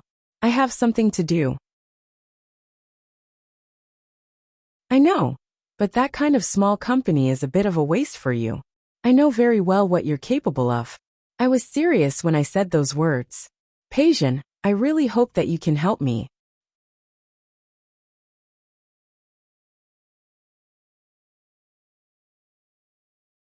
Chapter 836. The room was very quiet. Su Peijian lowered her head, so that no one could see her expression. Su Qinghui was afraid that Su Peijian wouldn't agree, so he told her about a project he was working on. Or you can join as a participant. If you're willing, I'll send you the information when I get back. What do you think? We'll see. Su Qinghui was a little disappointed that Su Peijian didn't agree right away, but he wasn't in a hurry. The waiter began to serve the dishes, and the father and daughter ate quietly. From time to time, Su Qinghui would put food into Su Peijian's bowl and talk about what had happened in Lin City recently. Of course, those things had nothing to do with the Li family. Su Peijian was only responsible for listening, not speaking. Su Qinghui put down his chopsticks and poured a cup of tea for Su Peijian. Are you sure you won't consider helping me? No. Su Peijian picked up the teacup and felt the warmth in her palm. Dad, I have something to do now. Although the 2 department stores are small, they are just right for me. As for the rest, let's talk about it later. Su Qinghui was silent for a while, then poured himself another cup of tea. He looked up at Su Peijian and said gently, Peijian, I know you might not believe me when I say this, but I'm serious. Your talent should not be buried. Su Peijian finished the tea in her cup and put it down. She looked at Su Qinghui. There was really no need. I am doing very well now. I know that I'm no longer the Su family's eldest daughter. I wasn't thinking about going back either. Whether it's you or my mother, you don't have to feel guilty. What I've lost. If I really want it, I will get it back little by little through my own efforts. I don't need your pity. How is it pity? Su Qinghui was shocked by Su Peijian's words. You are my daughter. I know what's best for you. I'm like all the fathers in the world. I want the best for my daughter. Peijian, don't think that I don't care about you anymore. Impossible. No matter when, you will always be my daughter. Always. Su Peijian's head was still lowered, but the expression on her face had changed a little. She looked up at Su Qinghui. They had been father and daughter for many years. Su Qinghui's words were true. She knew. Thanks, Dad. You're my daughter. Why are you thanking me? Su Qinghui was very kind and serious. Su Qinghui erased the mistakes he made on impulse when he was young. In some ways he was a qualified father. Su Peijian knew. I have a lot of businesses in Rong City. And I meant what I said just now. It's okay if you don't want to take over. If you have other ideas, you can tell me at any time. Daddy will always support you. All right. Su Peijian's eyes were a little sore. She lowered her head and suppressed those emotions. After leaving the plum garden and saying goodbye to Su Qinghui, Su Peijian didn't go home immediately. Instead, she went to the company to take a look. The Lantern Festival had just passed, and people were still immersed in the festive atmosphere of the new year. The company's activities were very grand. Whether it was online or offline, business was good. After reading the report, Su Peijian sat in her office, feeling a little bored. It was not difficult for her to manage all of this. Thinking of Su Qinghui's words, she knew that he was telling the truth. Compared to Xiang Kaiping, Su Qinghui was undoubtedly more aware of her ambition. However, that kind of ambition was only in the past. Now she had lost that ambition. Realizing that she was feeling sad in the office, Su Peijian shook her head. Chicken soup really didn't suit her. When she returned to Rome Garden, Su Peijian found that Ling Jing was not there. She frowned slightly and looked at Xiao Zhao, who was preparing dinner in the kitchen. Where is he? She didn't say who, but she believed that Xiao Zhao would understand. You mean Mr. Ling? He left. When they were arguing, Xiao Zhao was cleaning up in the kitchen and didn't hear it. Mr. Ling left not long after you left. After saying this, Xiao Zhao carefully looked at Su Peijian's face. He seemed very angry when he left. Angry? What was there to be angry about? Su Peijian didn't take Ling Jing's anger to heart. It was nothing more than anger that she didn't accompany him. At most, she would accompany him for another day tomorrow. However, Su Peijian didn't expect that Ling Jing didn't come back that day. Not only did he not come back, but he also didn't come back the next day. Su Peijian, who hadn't seen Ling Jing in Rong City for 2 days in a row, seriously thought about the conflict between them that day. It was true that she broke her promise, but wasn't Ling Jing taking her too seriously? Since he had such a bad temper, she would leave him alone for a few days. Su Peijian didn't take it to heart at all. She didn't even call. or send Ling Jing a message. In the blink of an eye, she returned to the villa where Xiang Kaiping lived. She didn't come back for 2 days, and Xiang Kaiping was very happy to see her back. Xiang Kaiping didn't dare to control her daughter at all. It wasn't that she didn't want her daughter to come back to accompany her, but she didn't want her daughter to be unhappy. She was very happy that Su Peijian came back, but she would wait if Su Peijian didn't come back. As a mother, she couldn't do anything about it. Su Peijian was a smart person and had seen all kinds of people. She could completely see Xiang Kaiping's subtle feelings, which were between compensation and guilt. She could see it, but she couldn't understand it. She really didn't understand why people were always obsessed with the past. According to the current average life expectancy, Xiang Kaiping could live for at least 20 or 30 years. If she continued to be so stubborn, Su Peijian couldn't do anything about it. While living in the villa, Su Peijian still woke up early every day, but the result of waking up early here was that she could go outside to exercise. Rong City was actually still very cold in the first month. Early in the morning, Su Peijian changed into a set of thick white sportswear and went out for a run. It was still very cold outside. She didn't run slowly, but she didn't run fast either. There was really nothing to see in the early spring neighborhood. Even though their neighborhood was considered a villa area, they had put in a lot of effort to plant some greenery. However, compared to the beauty of Lin City, it still seemed simple and boring. After running one lap, the sun slowly rose. She was about to go home when she saw the golden retriever again. The golden retriever saw her inexplicably excited and rushed toward her. Su Peijian stopped and stood there motionlessly. The golden retriever, however, pounced on her without any hesitation. Just as it was about to pounce on Su Peijian, the dog leash around its neck was held by someone. It didn't succeed in pouncing on Su Peijian, so it barked there with some dissatisfaction. Dian Dian. A gentle male voice sounded. Lin Feixing walked around from behind the trees. When he saw Su Peijian, he nodded at her and said, "Miss Su." He was also wearing sportswear, and it was very coincidental. He was wearing white. However, Su Peijian ignored him. "Yes." Su Peijian responded as a greeting. She passed by Lin Feixing and wanted to leave, but he grabbed her hand at that moment. "Miss Su, what's the matter?" Su Peijian subconsciously frowned when she saw his hand grabbing her. Lin Feixing seemed to have reacted and quickly let go of her hand. "Sorry." He was a little uncomfortable, but seeing Su Peijian's cold expression, he couldn't help but say, "Miss Su, I've thought about what you said the other day." "The other day? Which day?" Su Peijian took some time to remember which day he was referring to. She didn't speak and just stared at Lin Feixing. His face, which was full of elitism, actually looked a little perturbed at that moment. "Miss Su, I think that everyone has a past. It's not a big deal. Your past is the past, and your present is the present. I don't want your past. I only want your present and future." Su Peijian was stunned for a moment.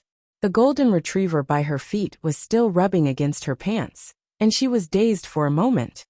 "Mr. Lin, you can call me Feixing." Lin Feixing seemed to have finally mustered up the courage to finish what he wanted to say. In the end, he felt a little embarrassed. "I admit that I was a little conflicted at first, but I don't have the right to criticize you. I've had girlfriends abroad. We broke up because we didn't get along. Although I met someone suitable later and spent time with 2 of them. Later, because I had to return to China, I didn't do anything about it.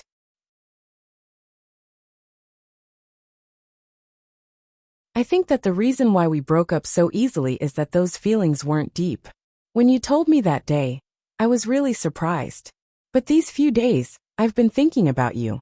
Peijian, can I call you Peijian?" Lin Feixing's eyes were filled with hidden passion.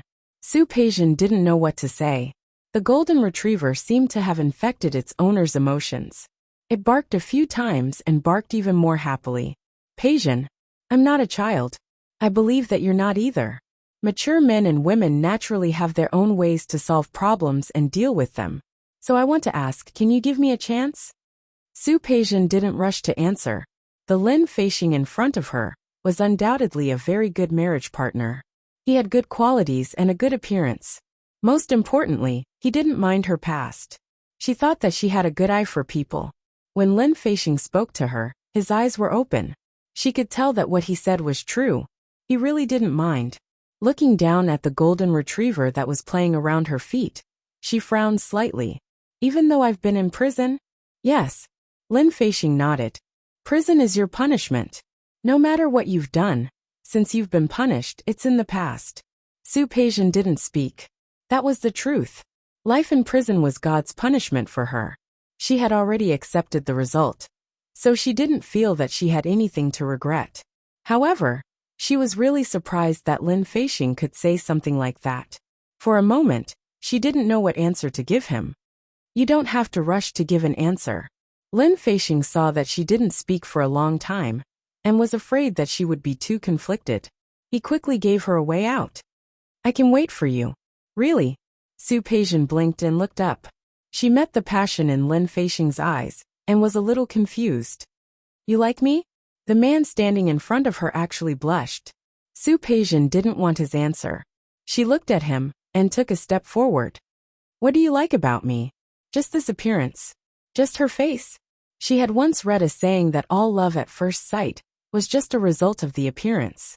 Although she wasn't in a state of panic, she really didn't have more energy to manage a relationship. You might think that I'm exaggerating when I say love at first sight, but some things are just like that. Love doesn't start. If everything about love could be explained, how could there be so many infatuated men and women in this world? What he said made sense. Su Peijian nodded.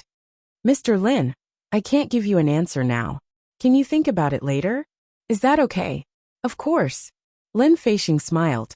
Seeing that Su Peijian was about to leave, he stopped her again, and took out his phone at the same time. Peijian, although you need time to think about it, can you add me as a friend first? Su Peijian saw the uneasiness in his eyes. In the end, she didn't reject him. It was just one more friend. She didn't have any burdens. Back at the villa, during dinner, Xiang Kaiping looked at Su Peijian with a hesitant expression. Mom, what's the matter? No. Xiang Kaiping quickly shook her head. Just now, I think I saw Lin Feixing looking for you upstairs. He also came to our house last time. He came twice. Peijian you. He came twice. Su Peijian didn't hear Xiang Kaiping mention it. Hearing it now, she wasn't surprised. Yes, he was looking for me just now. He said that he doesn't mind what happened to me. Really? He came to my house once before and said that. That's what he meant. There was a hint of anticipation in Xiang Kaiping's voice. Peijian, you said it yourself before. You said that if Lin Feixing doesn't mind your past, you'll give him a chance? It wasn't that she was impatient, but Xiang Kaiping really didn't want to lose such a good son-in-law. I remember. I've already given him my contact information. As for the future, we'll talk about it later. Okay, that's good. That's good. It was best to have contact information. Xiang Kaiping's face was full of anticipation. She was afraid that Su Peijian would miss out on a good marriage. Su Peijian couldn't understand this kind of thinking. She didn't want to continue this topic. After dinner, she went to work. Although Su Peijian didn't want to take on Su Qinghui's business in Rong City, when he sent her the information, she still read it carefully. She had to admit that at Su Qinghui's age, he had experience, and foresight. This project was indeed good. Su Peijian was indeed interested.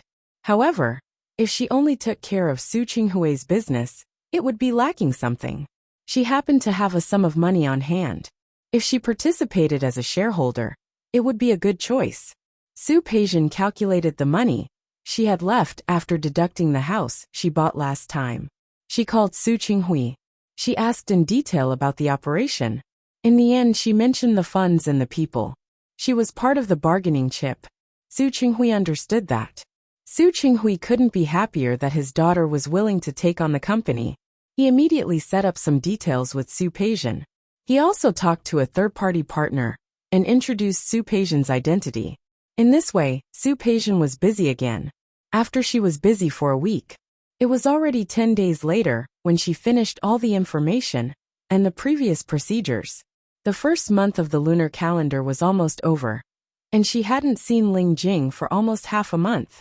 When Su Peijian got off work one day, She suddenly remembered that her emotions had been quite tense recently.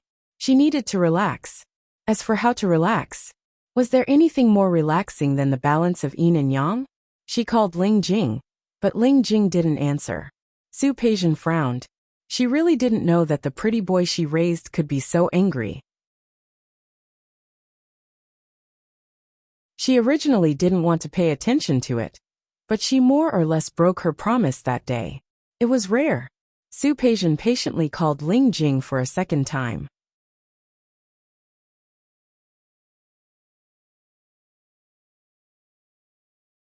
Chapter 837.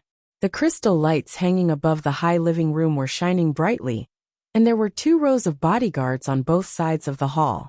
The group of people didn't dare to breathe too loudly.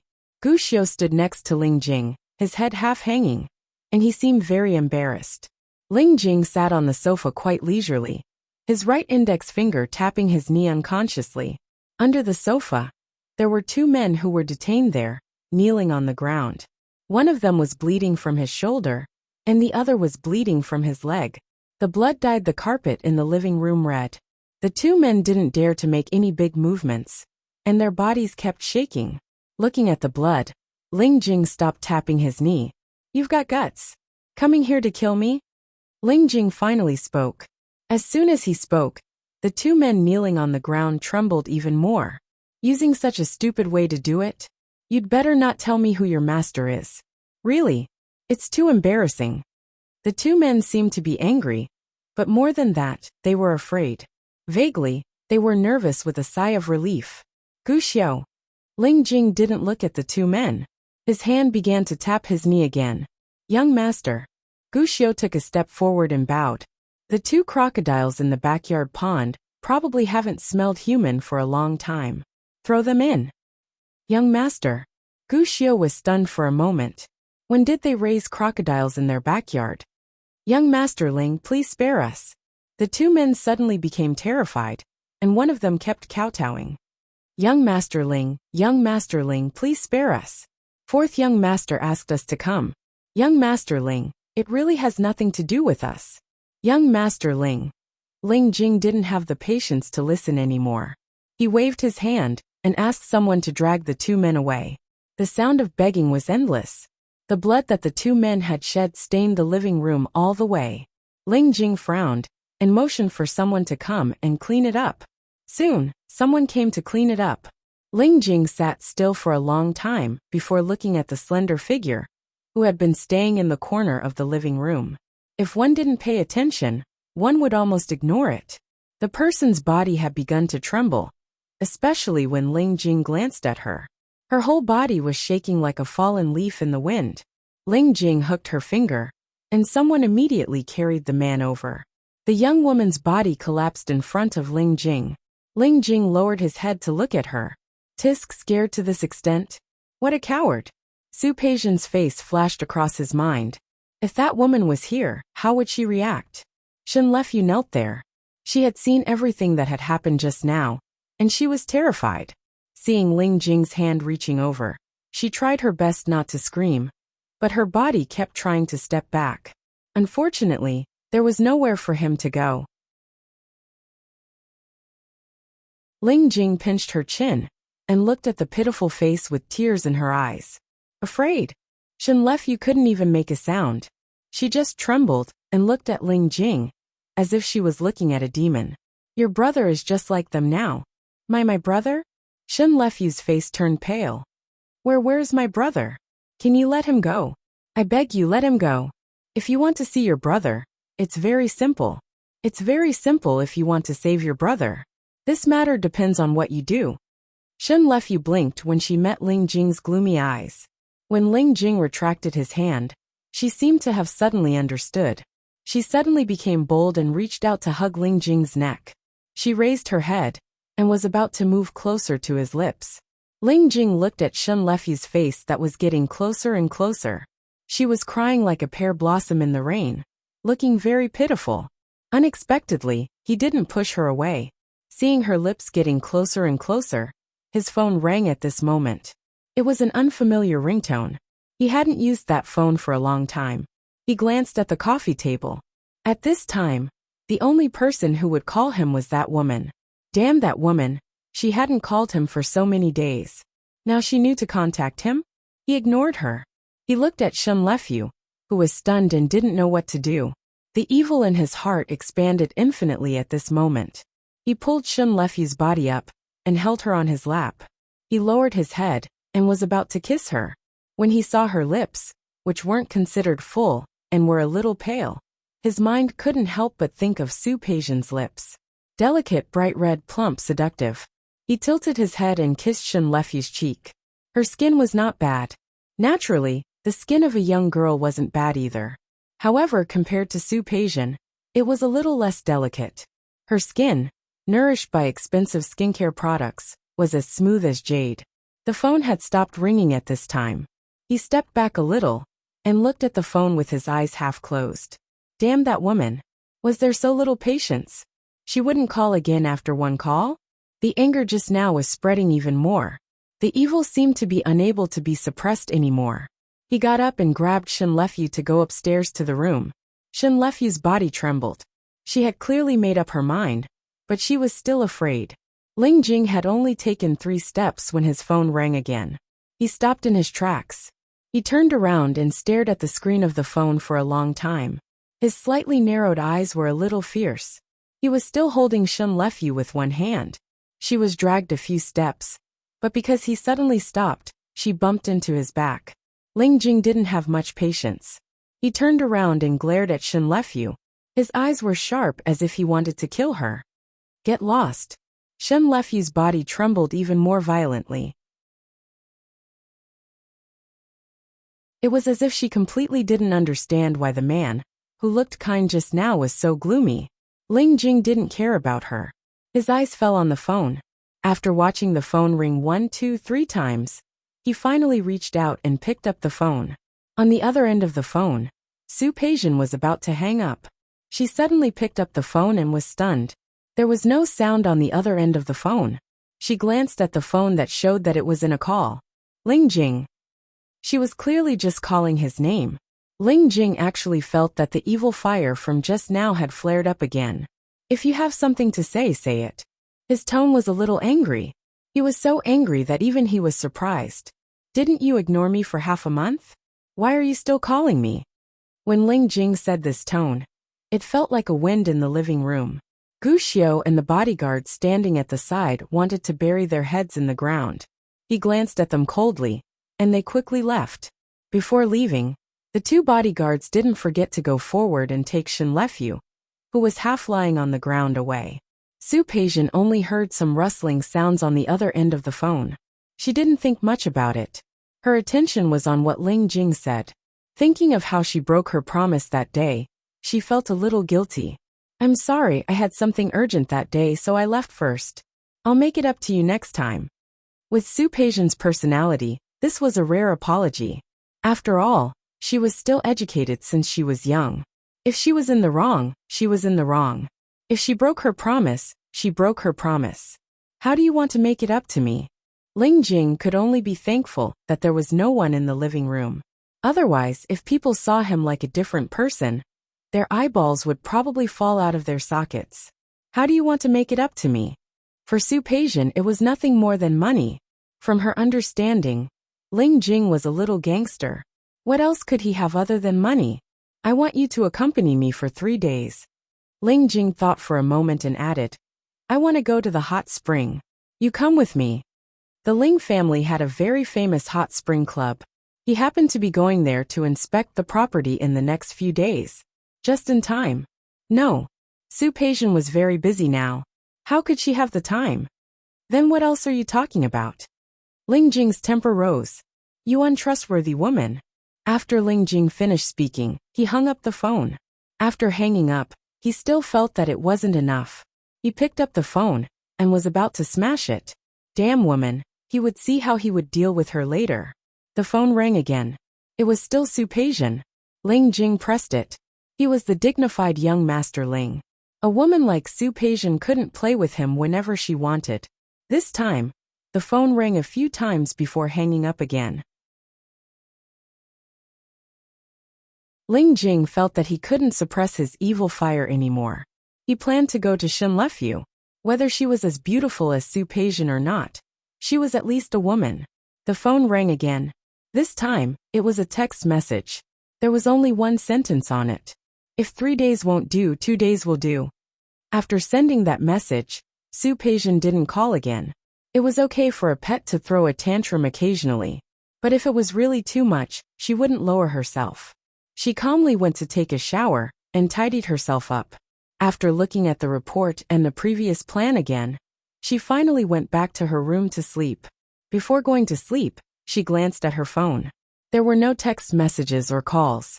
Su Peijian put down her phone and went to sleep alone. While she was half asleep, she felt as if something was pressing on her. She opened her eyes and found that Ling Jing had come back. Not only did he come back, but he had also taken a shower. His body was still damp, and there was naturally a bit of coldness in the dampness. She pushed him with some dissatisfaction. "Get up, it's cold." "Don't worry, it won't be cold soon." Ling Jing lowered his head and kissed her lips. His actions were rude and forceful. He was used to this, so Su Peijian didn't find it strange. It was just that today, he seemed to be a little more eager than before. What she didn't know was that after she sent those command-like words, Ling Jing almost dropped his phone. His intention was to strangle this damn woman to death. At least he had to teach her a lesson. But who was he? He was Ling Jing, the young master of the Ling family. It was easy to ignore this woman, and it was easy to take revenge on her.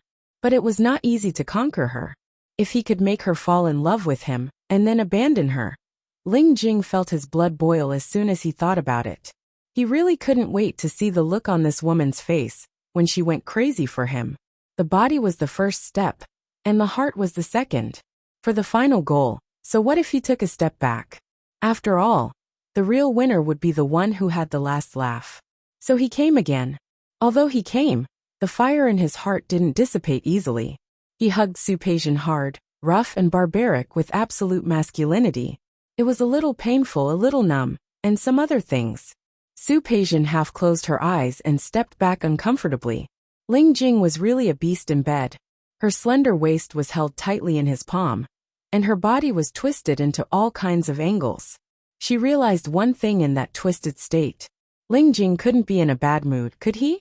When Su Peijian sat in the Cadillac, she only looked at the road outside, and then closed her eyes again. She got up very early. However, as soon as she had breakfast, she was caught by Ling Jing and taken out of the house. She didn't know why Ling Jing was crazy last night, but he kept torturing her. Even now, her waist was still hurting. She wasn't interested in asking where Ling Jing was taking her, so she closed her eyes to rest. When the car stopped in front of an antique building, Su Peijian just woke up. She turned around and looked at Ling Jing. He was looking at her. "You're awake? Just in time. Let's get out." Her feet were a little weak, but after sleeping in the car for a while, she felt much better. She looked at the time. They had been driving for about an hour and a half. She stopped and looked ahead. The building in front of her was antique and very charming. Su Peijian was a little surprised to see such green tiles and white walls in a place like Rong City. "Let's go." Su Peijian wasn't in a hurry to enter the door. She looked at Ling Jing and said, "Such a place should be a membership system, right?" Ling Jing was stunned for a moment. At that time, he only thought that coming here to play could make Su Peijian fall in love with him after relaxing. He had completely forgotten about this. "It's a membership system. However, I have a membership card." His expression seemed a little uncomfortable. "Let's go." Su Peijian stood still. "Your membership card wasn't given to you by your last sugar daddy, was it?" There was a flash of anger in Ling Jing's eyes, but only for a moment. He gently shook his hair, took a step forward, and looked at Su Peijian. "What? If I say yes, will you not go in?" Su Peijian didn't answer and glanced at him. As soon as they entered the door, a waiter came over. When he saw Ling Jing, there was a flash of surprise in his eyes. Su Peijian wasn't surprised. Since Ling Jing came with the card of a former sugar daddy, it wasn't surprising that the other party knew him. "Hello, madam. Do you have a membership card? Do you have an appointment?" When the waiter met Ling Jing's eyes, He automatically swallowed the latter greeting and stepped forward respectfully to look at Su Peijian. It was Su Peijian's style to be straightforward. She took out a card from her bag and handed it to the waiter. I don't have a membership card. Can I get one now? Is that okay? Of course. But madam, what level do you want to get? Our different levels have different fees. And the services you can enjoy are also different. The highest level. Okay, madam. The annual fee here is 1 million yuan a year. The intermediate fee is 2 million. The supreme membership fee is 3 million a year. Are you sure you want to get a supreme membership? Yes. Su Peijian didn't dwell on these small things. After getting the membership, she turned to look at Ling Jing and put the card in her hand. If you want to come next time, use mine. What is this? Ling Jing held the card and stared at Su Peijian's phoenix eyes. You can calculate whatever you want. I just don't like it when you use other women's things to please me. That made her feel disgusted.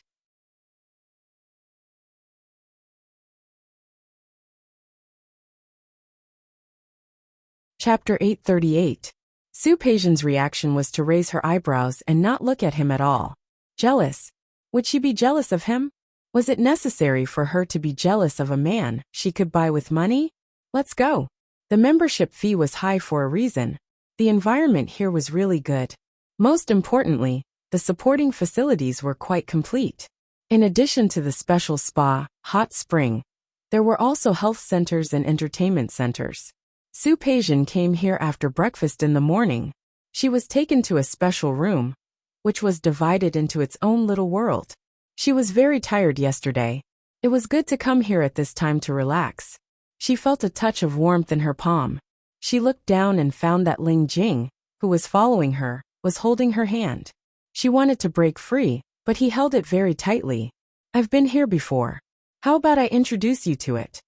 Su Peijian stared at him and wanted to withdraw her hand from his palm, but he held it so tightly that she couldn't break free. She glared at him and simply let him be. No one here knew her, and she didn't care much about her current reputation. The garden was very large, and the scenery was worthy of the membership fee. There were pavilions, rockery ponds, and winding corridors. The two of them held hands and finally went to the guest room. It turned out to be a small separate courtyard. The courtyard was paved with bluestone, and the guest room was inside. The antique room was the living room outside, and the room was directly inside. There was a traditional Chinese carved mahogany bed against the wall, and a round wooden window in front of it. The scenery was really good. Living in such a room made people feel as if they had gone back to the past. Su Peijian walked to the window and looked at the small pond and rockery outside. The environment here is good, right? Su Peijian turned around, and her eyes fell on Ling Jing's face. You haven't slept in this bed with your former sugar daddy, have you? Of course not. Ling Jing put his arm around her waist. Although it's not my first time coming to this club, it is indeed my first time here. And I've only been here with you. Su Peijian's face was indifferent, and it was obvious that she didn't believe it. I'm telling the truth. When I came here before, the hot spring had just opened, and this place hadn't been built yet. Su Peijian didn't speak, and Ling Jing bit her cheek angrily. You don't believe me? To believe or not to believe? What was the difference? He had other women, and she had other men. There was nothing to say. This bed is very sturdy. Do you want to try it? Ling Jing hugged her waist, hinting at her. Su Peijian looked at him coldly. I'm hungry. I'm hungry too. Ling Jing's hands started to get naughty, and Su Peijian slapped them away. I'm serious. He was also serious. However, Ling Jing thought of what she did last night and raised her eyebrows. Okay, then let's go eat first. The cafeteria of the club was next to the guest room. There was a huge Chinese restaurant on the first floor, and the private rooms were on the second floor. There was an open-air pavilion at the back, with a layer of muslin circling the edge. It looked very artistic. You could walk through the corridor and go to the water pavilion to eat. However, it was too cold now, and Ling Jing's suggestion was rejected by Su Peijian. The wind was too strong, and the temperature outside was too low. She was not interested. Today, Ling Jing was rarely talkative and went to the second floor with her. The dining table was near the window.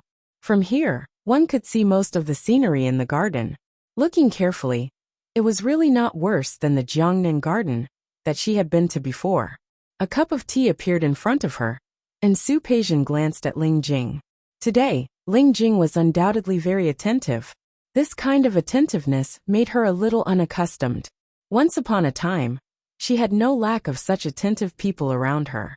At that time, Su Peijian had many such attentive people around her. Those people all had their own motives. In this regard, Ling Jing was more direct than those people. It was a straightforward ambition to curry favor with a financial backer. The dishes here are very good. There are chefs from the 8 major cuisines who can cook. Among them, there are 2 chefs whose ancestors were royal chefs. As they spoke, the waiter had already begun to serve the dishes. The dishes were served with high-quality bone china.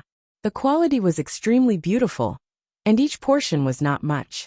But they all looked and smelled good. I specially ordered this stewed black chicken with monkey head mushroom for you. This soup is very good for women. Ling Jing waved the waiter away, and he personally filled a bowl of soup for Su Peijian and put it in front of her. This cherry pork is said to be Cixie's favorite dish. Try it. Su Peijian looked at Ling Jing attentively serving her food, and she was in a trance for a moment. It was indeed a long time. She hadn't seen this kind of simple flattery for a long time. Xiang Kaiping was very good to her. But that kind of kindness was mother-daughter love, and there was also some guilt and compensation. She actually didn't like the flattering look in Xiang Kaiping's eyes every time. She was an elder, and her flattery always made her feel pressure. Ling Jing's flattery was different. It was very simple, and this kind of flattery would make her feel no burden. Thank you. It was rare for Su Peijian to thank Ling Jing. Ling Jing smiled. There was a flash of pride in his eyes. When he, young Master Ling, wanted to flatter someone, wasn't it a matter of minutes? The dishes were indeed good.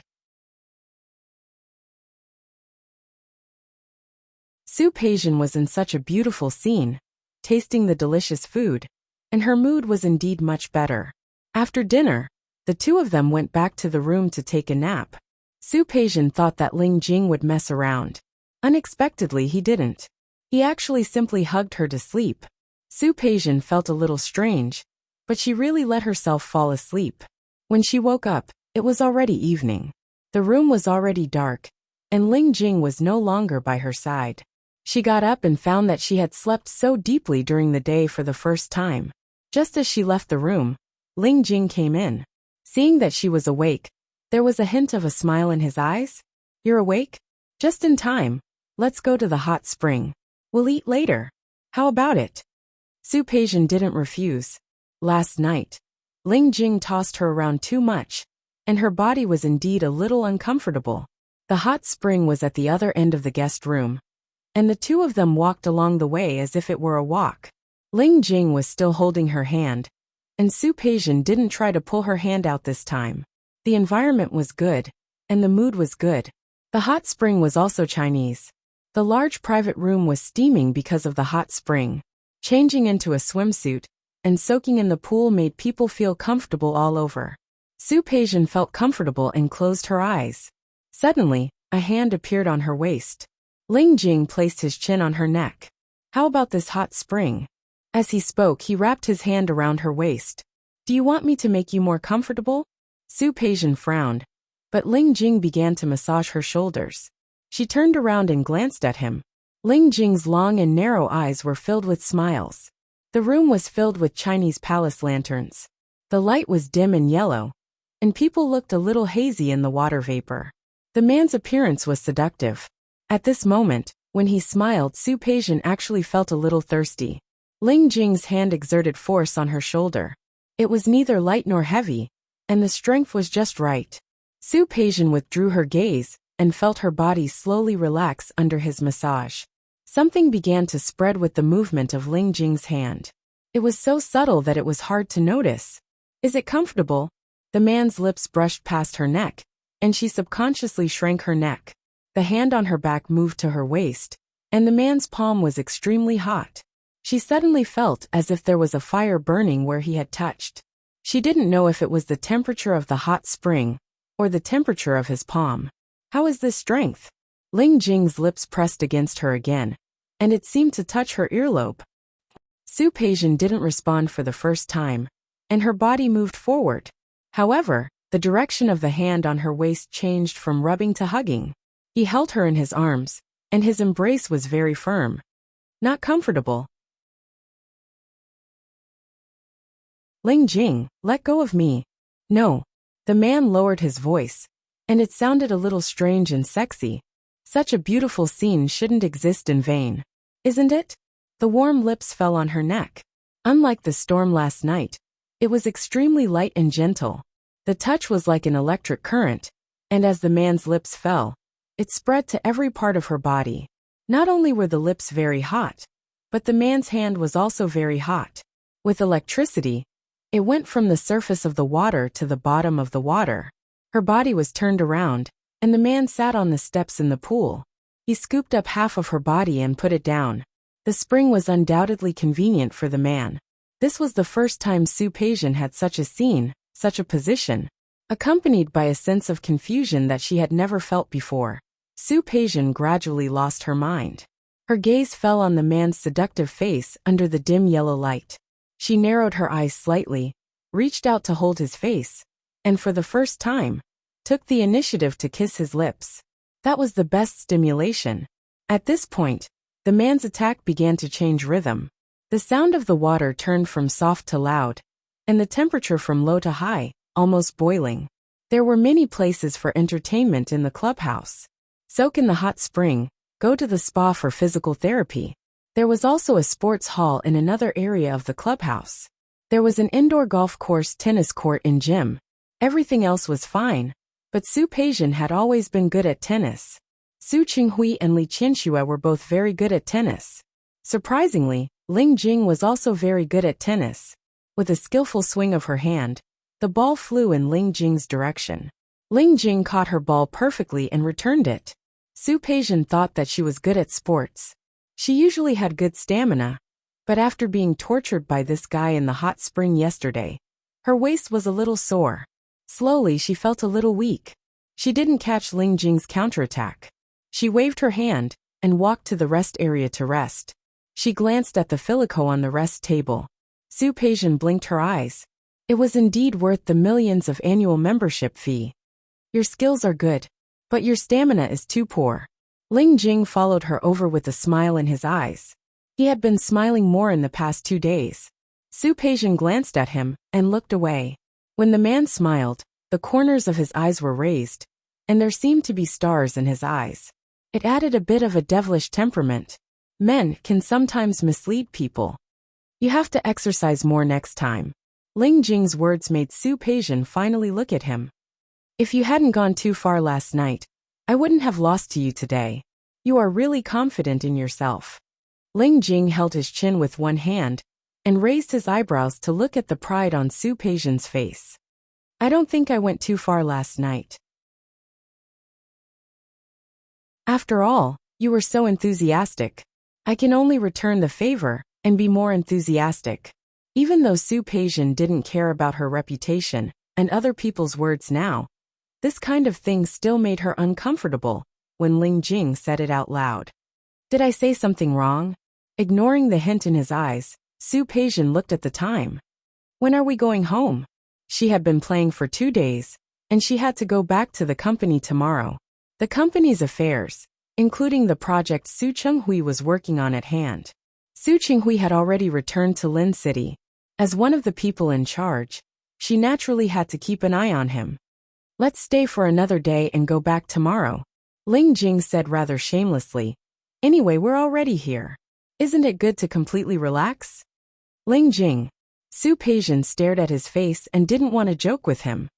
I said I would accompany you for 2 days, and now it's already been 2 days. Tisk.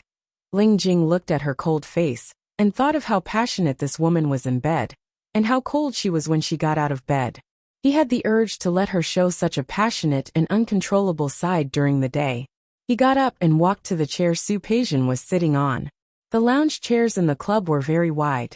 He successfully squeezed half of his body into it, and then he took the opportunity to circle her into his arms. Why do I feel like I'm accompanying you? His lips gently rubbed her neck, and his voice was very soft. Look, you're here to soak in the hot spring and have a spa. You usually go to work every day, and you're so tense. It's rare to have such relaxation. Tell me, are you accompanying me? Or am I accompanying you? When he kissed her, Su Peijian subconsciously shrank her body. Ling Jing, let go of me. Do you admit that I'm actually accompanying you? Ling Jing insisted on an answer. In the past 2 days, Su Peijian had indeed been very relaxed. So relaxed that she allowed Ling Jing to be so intimate with her in such a public setting. He looked around. Fortunately, this place was very private, and no one else was walking here. When his lips fell on her earlobe, Su Peijian finally couldn't bear it anymore. She turned around and avoided his kiss. Isn't it right for you to accompany me? Ling Jing choked and looked at the calmness on the woman's face. He somewhat wanted to strangle her. However, he endured it. He understood that a little impatience would spoil great plans. He curled his lips, raised his hand, and gently stroked her lips, watching her full lips become more and more delicate because of his movements. Yes, it's right for me to accompany you. But I think I've done much more than accompanying you in the past 2 days. Don't you think you should give me some reward? Reward? Su Peijian frowned slightly. Without waiting for her to speak, Ling Jing pointed his finger on her lips. Don't mention money, or I'll be unhappy. Then what do you want? She had indeed been very relaxed these past 2 days. In fact, from the time she was imprisoned to the time she had been released from prison, this was a rare time for her to relax. In this regard, Ling Jing was right.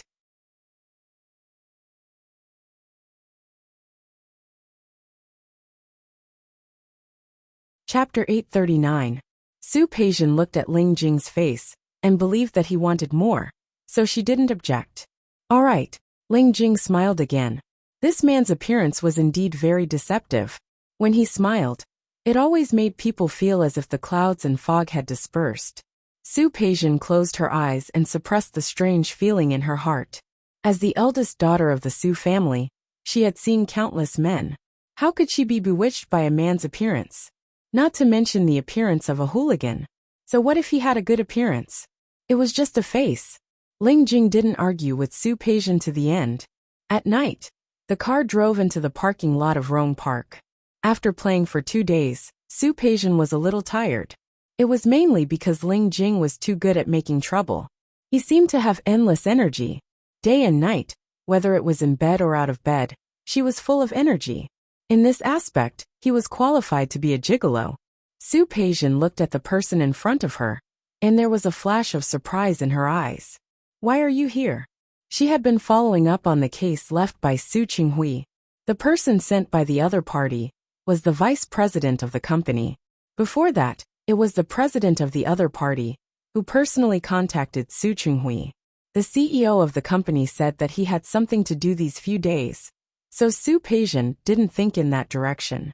Today, when he saw the visitor, he was surprised to find out that the president he was talking about was Lin Feixing. Yes, I only found out after I joined the company. Lin Feixing wore a faint smile on his face. When he entered the company, he saw the report brought by the vice president, as well as a new round of proposals. When he saw Su Peijian's name, he was pleasantly surprised.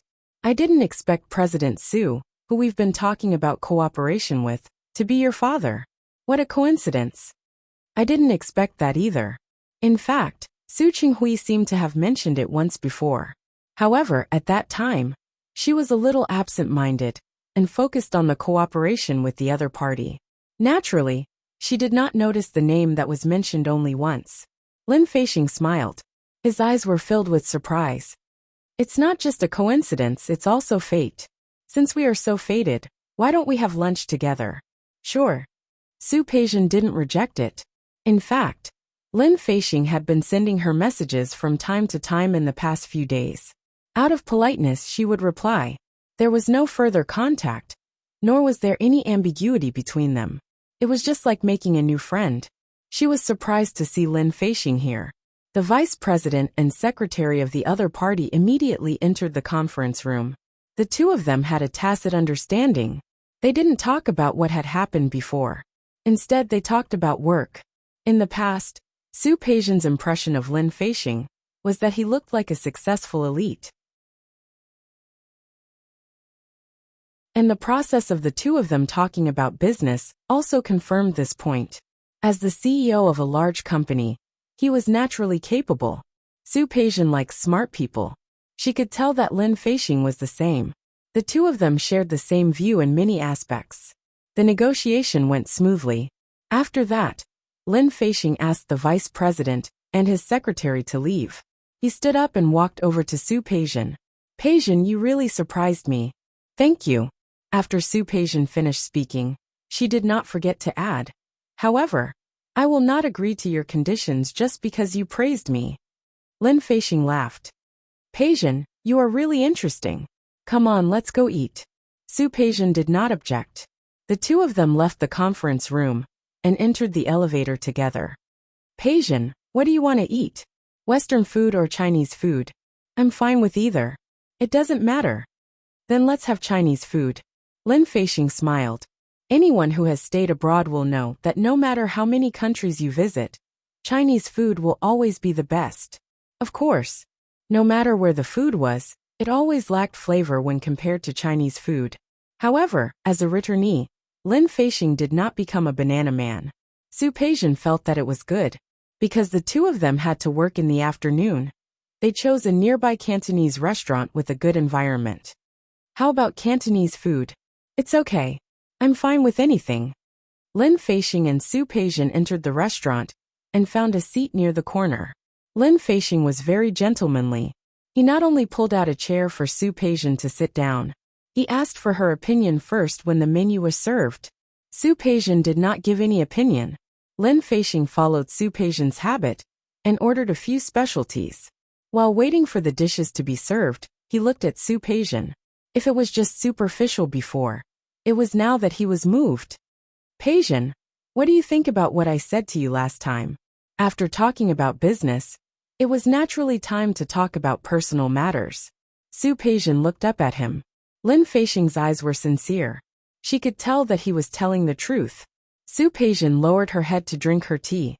She knew that Xiang Kaiping liked Lin Feixing very much. She also knew that Xiang Kaiping would be happy if she could be with Lin Feixing. However, she said, "There are some things that I haven't thought about yet. Let's not talk about these things today." "Okay." This was Su Peijian's attitude. Lin Feixing was disappointed, but he was not very unhappy. It would be abnormal if Su Peijian agreed to him immediately. He liked Su Peijian like this. She was calm and rational. No matter what situation she was in, she seemed to be very calm. "It's okay. I can wait. You can take your time to think about it." Su Peijian did not have any special feelings for Lin Feixing. He did not care about her past, and he was also the person that Xiang Kaiping liked. Putting aside the factor of love, Lin Feixing was indeed a very good marriage partner. However, that was all. As for the future, they would talk about it later. Ling Jing turned over and got down from Su Peijian's body. Both of them were covered in sweat, and they felt very sticky. Su Peijian did not want to move, but her body was really uncomfortable. She pushed Ling Jing and motioned for him to let go of her. Ling Jing did not let go. Not only did he not let go, but he also buried his face in Su Peijian's neck. "Move away." "No." Ling Jing held her waist and leaned over to kiss her lips. "I don't want to." "Ling Jing, you haven't fulfilled the conditions you promised me last time. What do you want?" Ling Jing supported his body with one hand and stared at her face with burning eyes. "Tomorrow is the weekend. How about spending 2 more days with me?" "No. I'm not free." Part of the project they were currently working on was overseas. She had a business trip tomorrow. "You're not free on the weekend?" "I already said that your company will not collapse if you don't go to work for a day." "Ling Jing, I have a business trip tomorrow. I'm not playing." "Business trip?" Ling Jing narrowed his eyes. What was there to go on a business trip in her small department store? "Where are you going?" Could it be that she wanted to leave him behind again in the name of a business trip? Ling Jing was inexplicably unhappy with this thought.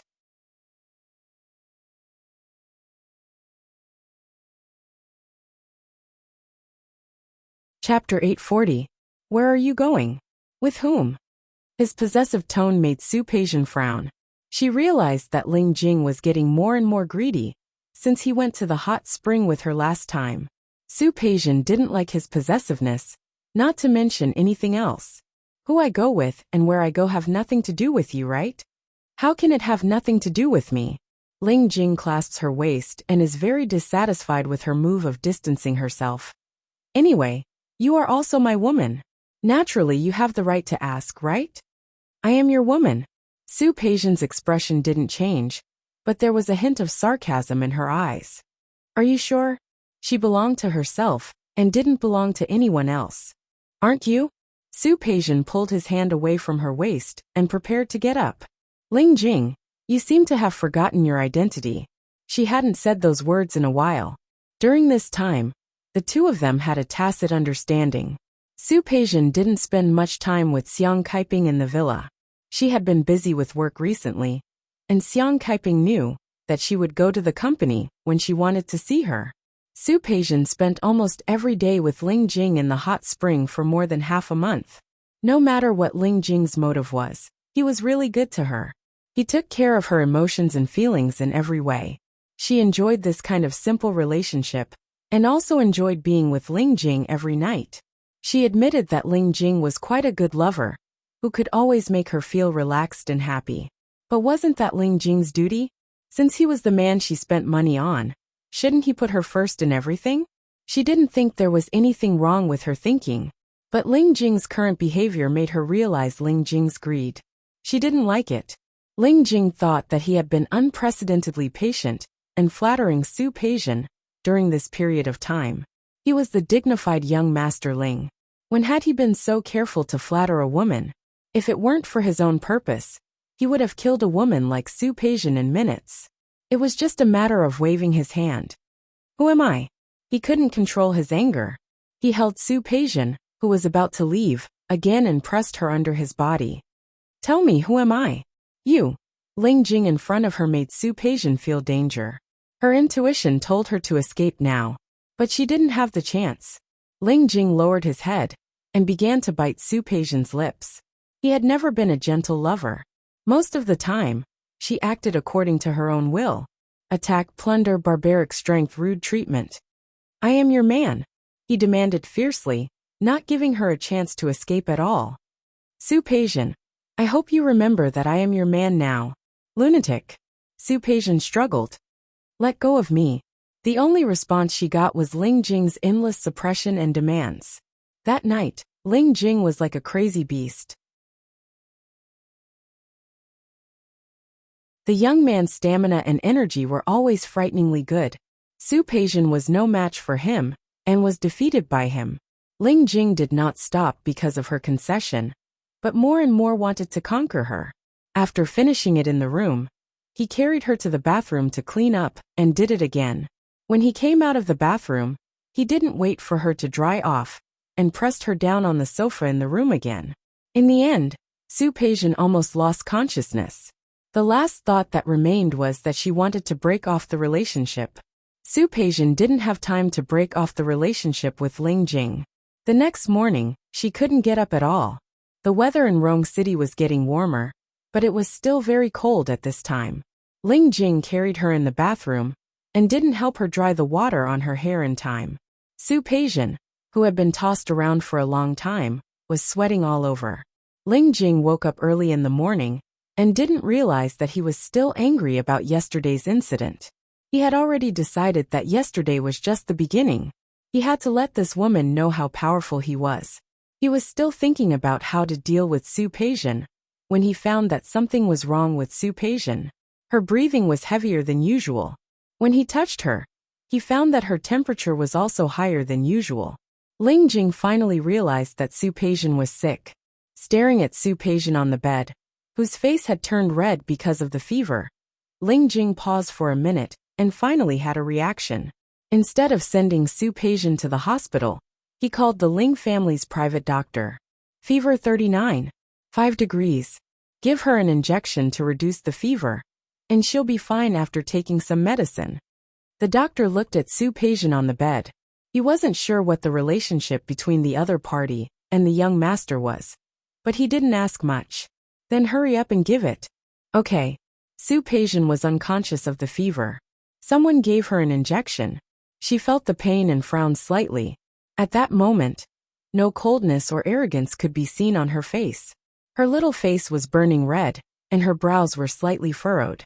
Her whole body revealed a vulnerability that Ling Jing had never seen before. After sending the doctor away, Ling Jing looked at the medicine left by the bedside.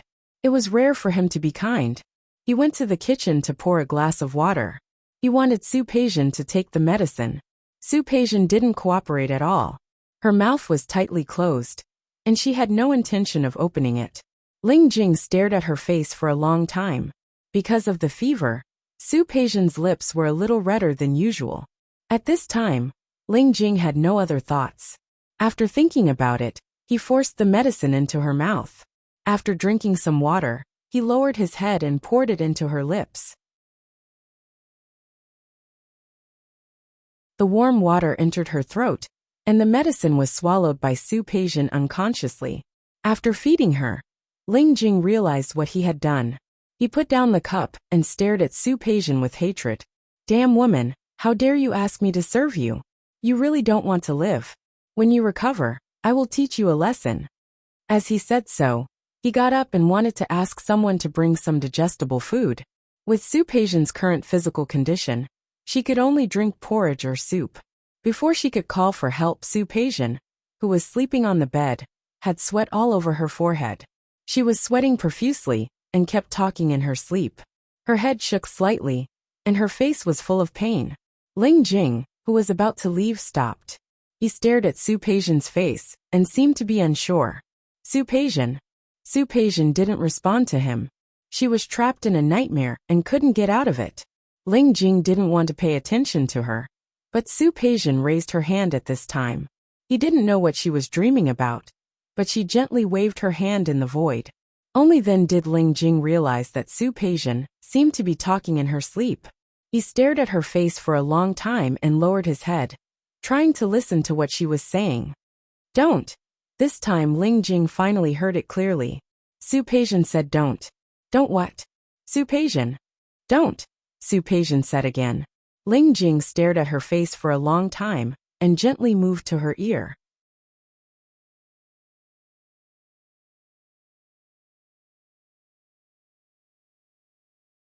Chapter 841. Don't. Don't what? Ling Jing moved a little closer. Su Peijian was in a daze. Her voice was very soft and couldn't be heard clearly. He narrowed his eyes and stared at her face, moving closer to her lips. Because of her fever, her breath was hot. He was waiting for her to speak, but she didn't. When he got up and was about to leave, Su Peijian began to talk in her sleep again. Don't, Dad. Don't. Mom. Why? Why? She finally heard the last few sentences more clearly, but Ling Jing was startled. He stared at Su Peijian's face and thought about the information he had found. Mom. Why? He stood up straight and stared straight at Su Peijian's face. After Su Peijian went to prison, she dreamed of her past almost every night. When she was the daughter of the Su family, when she was Li Qianshua's daughter, she still remembered how she was held in Li Qianshua's arms and listened to her fairy tales. She also remembered how Li Qianshua carefully cultivated her, from music, chess, calligraphy and painting to business and economics. She still remembered how Li Qianshua thought about her and arranged a marriage with Qiu Yanba for her. She thought it was the best marriage. She also remembered how Li Qianshua and Su Qinghui stayed by her bed when she was sick, afraid that she would feel uncomfortable. Those memories were so deep that unless Su Peijian lost her memory, she couldn't get rid of the first 20 years of her life. But later, she served her sentence in prison day after day. She waited day after day, but other than Xiang Kaiping, Li Qianshua didn't come. She understood. She couldn't go back. She could never go back. She couldn't get back what she had lost. Everything she once had became someone else's. It had nothing to do with her anymore. She still remembered when she celebrated her first birthday in prison. Other than Xiang Kaiping, who came to see her in the morning, no one else said a word of blessing to her. Her birthday in the first year would be the grandest event in Lin City. She would receive countless expensive gifts, and countless people who wanted to establish connections with the Su family, and the Li family would come to congratulate her. Most importantly, she would have her parents, grandfather, and brother, Su Yusen, at her birthday party. Those were her most cherished family members. However, when she celebrated her birthday, none of those people appeared again. She kept waiting until midnight. When the flame went out, she finally understood that she couldn't go back. She couldn't go back to the past. Ever since that day, he had never dreamed of her past or her past. But today, she didn't know what was going on. Once again, he fell into that nightmare. She dreamed that Li Qinxue broke up with Su Qinghui, and that Li Qinxue looked at her. Her tearful eyes seemed to be filled with helplessness. "You are not my daughter." "Wrong, everything is wrong." Su Qinghui smiled bitterly at her in the dream. "I'm sorry, Peijin. I've done this to you. Peijin, forgive me. Peijin, I'm sorry." Su Qinghui's voice was like a curse to Su Peijin. Over and over again, it was just to remind her that she was not Li Qinshue's child. So what if she was not a child of the Li family? Could the feelings of more than 20 years be gone just like that? She really didn't understand. In the end, she didn't want to understand either. But maybe it was because of the illness, or maybe it was because of her deepest desire. Su Peijin lay there powerlessly. The softest and most secret part of her body was exposed in front of others at this time. She thought that no one would know, but she didn't know that Ling Jing, who was beside her, had been standing by the bed, staring at Su Peijin's face. Watching her sleep, watching her talk in her sleep, watching her cry in her sleep. Ling Jing subconsciously reached out his hand. Just as he was about to touch Su Peijin's cheek, he suddenly withdrew his hand. He took a step back and stared at Su Peijin's face with an unreadable expression. Su Peijin slept for a long time. When she opened her eyes, it was dark outside. She had a bad headache. She blinked and couldn't tell where she was for a moment. The room was lit up, and the sudden light made her narrow her eyes. Her body was helped up, and there was a warm touch on her lips. Warm water entered her throat, and she swallowed instinctively. It was also at this time that she saw clearly who the person in front of her was. Ling Jing was holding a cup and carefully feeding her water. His eyes were gentle, and at that moment, his devilish face actually seemed to have a hint of gentleness. She was stunned for a moment, and didn't respond further. "You're awake, so take the medicine," Ling Jing said. He put the cup in his hand on the bedside table, poured out the medicine, and put it into Su Peijin's mouth. It was bitter. The pill was very bitter. Su Peijin frowned. Ling Jing fed her water again. She was sick, and she took the medicine, so her mouth became more and more bitter. Her delicate eyebrows were knitted so tightly that a mosquito could be squeezed to death. "What's wrong?" Ling Jing looked at her with concern. Su Peijin looked at the gentleness in his eyes. For some reason, she blurted out the word bitter. "Bitter?" Ling Jing looked at her, then at the medicine on the side. Suddenly, he leaned over and kissed her lips. She was still sick, and she didn't have any strength in her body. Her mouth was also extremely bitter. However, the man still didn't dislike it at all. He directly gave her a deep kiss. She couldn't react at all, and the fever made her reason slower than usual. All her body could feel was the man's aura, the man's taste. She snuggled weakly in his arms, letting him kiss her wantonly, until he finally let her go. He gently caressed her lips, his eyes as gentle as water. "It won't be bitter like this, right?" As he spoke, he took a pillow from the side and placed it behind her. "I asked Xiao Zhao to come over and cook some porridge. You're sick, so you can only eat something light." Su Peijin didn't say anything. She watched Ling Jing get up and bring her porridge. Before she could reach out to take it, the man had already begun to feed her. It could be seen that Ling Jing had no experience doing this at all. His movements were very clumsy. He didn't even put the spoon in her mouth, but placed it on her lips. The slightly hot temperature made her avoid it. "It's hot. Hot." Ling Jing glanced at the spoon, blew on it, and handed it to her again. This time, it wasn't hot. Su Peijin opened her mouth. The porridge was very bland. She had no taste in her mouth now, so it was actually the same no matter what she ate. Just looking at Ling Jing, she suddenly had a strange feeling. His relationship with her was based on money. It was normal for Ling Jing to please her. But he didn't need to do this.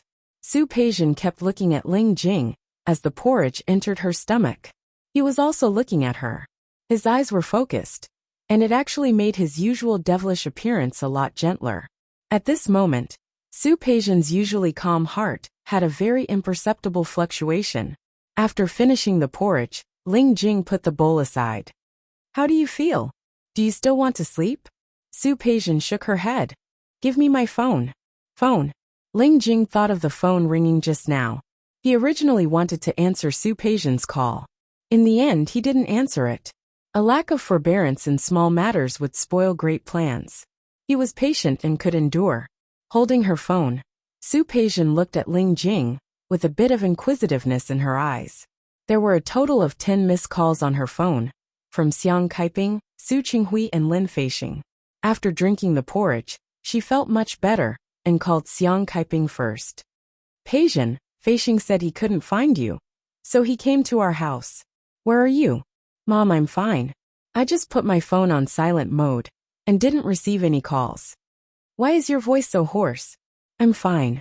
I just have a little cold. You're sick. Xiang Kaiping suddenly became nervous.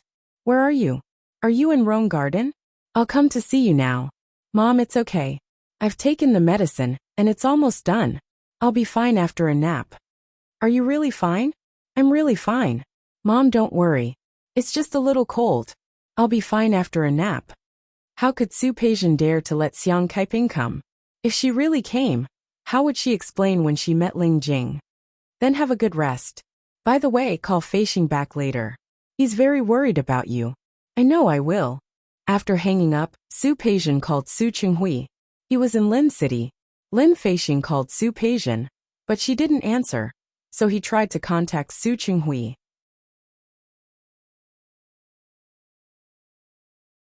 Su Qinghui heard Su Peijian's voice and knew that she had a cold, so he told her to have a good rest.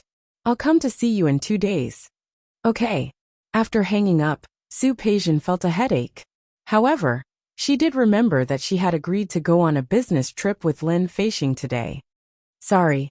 As soon as the call was connected, Su Peijian apologized first. I have a cold. I'm not feeling well, so I haven't gone to the airport since I slept. You're sick? Lin Feixing's tone suddenly changed. Where are you? I came to see you. I went to your house to look for you, but your mom said you weren't home. I'm in my apartment near my company. You don't have to come. I'll be fine after a nap. I'm really sorry that I didn't meet you today. I might have to trouble you to explain it to me later. It's okay. You're sick, so have a good rest. I'll go on my own this time. Take care of yourself. Okay. Su Peijian really felt sorry. Sorry to trouble you. I'm really sorry this time. I'm sorry. I didn't know you were sick. After hanging up, Ling Jing happened to come in from outside.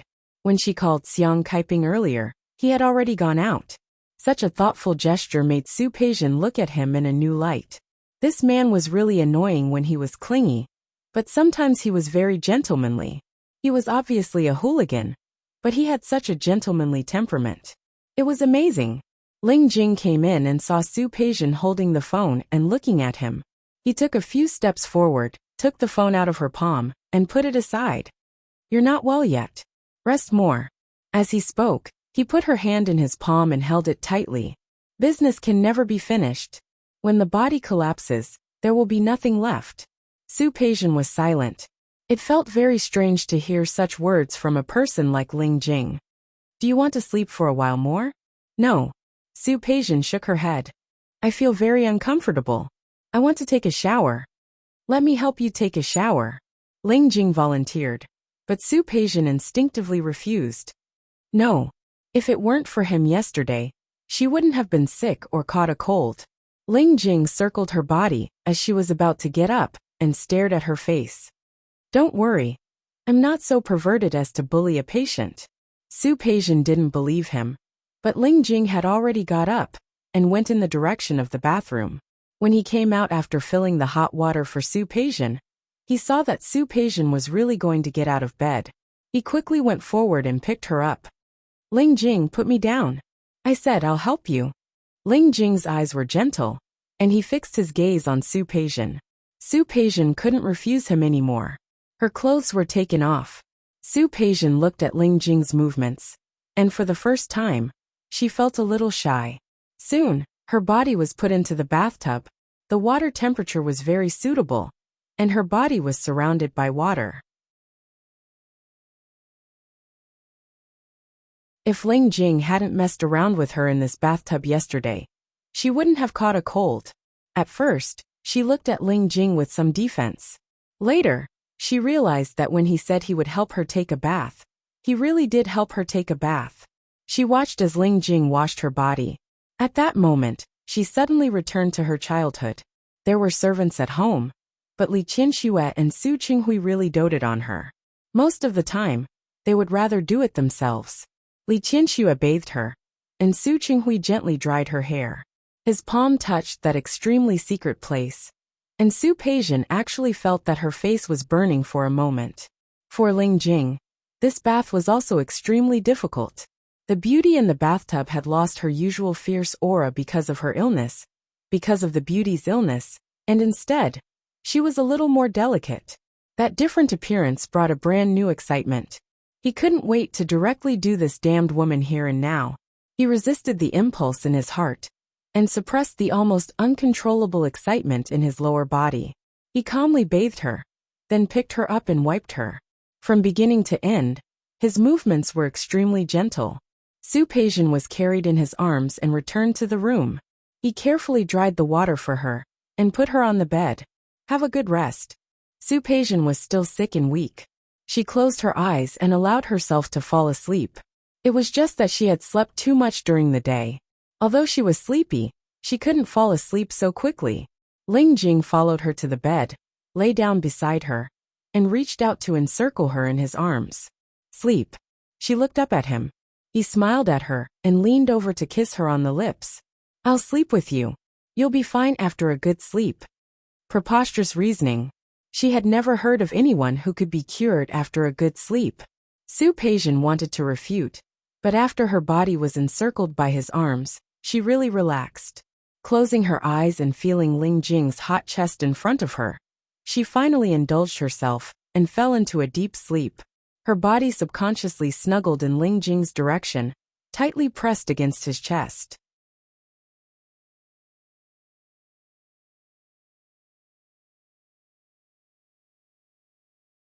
Chapter 842. Su Peijian got off the bed and casually draped a robe over her body.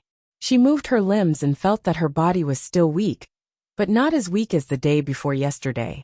She didn't expect that she, who had always been in good health, would be sick for 2 days. He had slept the day before yesterday and the day before yesterday. He was finally in better spirits today. Looking at the calendar, he didn't have to worry about going to work, because today was the weekend. After sleeping for 2 days, he was exhausted. She went to the bathroom and turned on the water. The bath made her feel much more comfortable.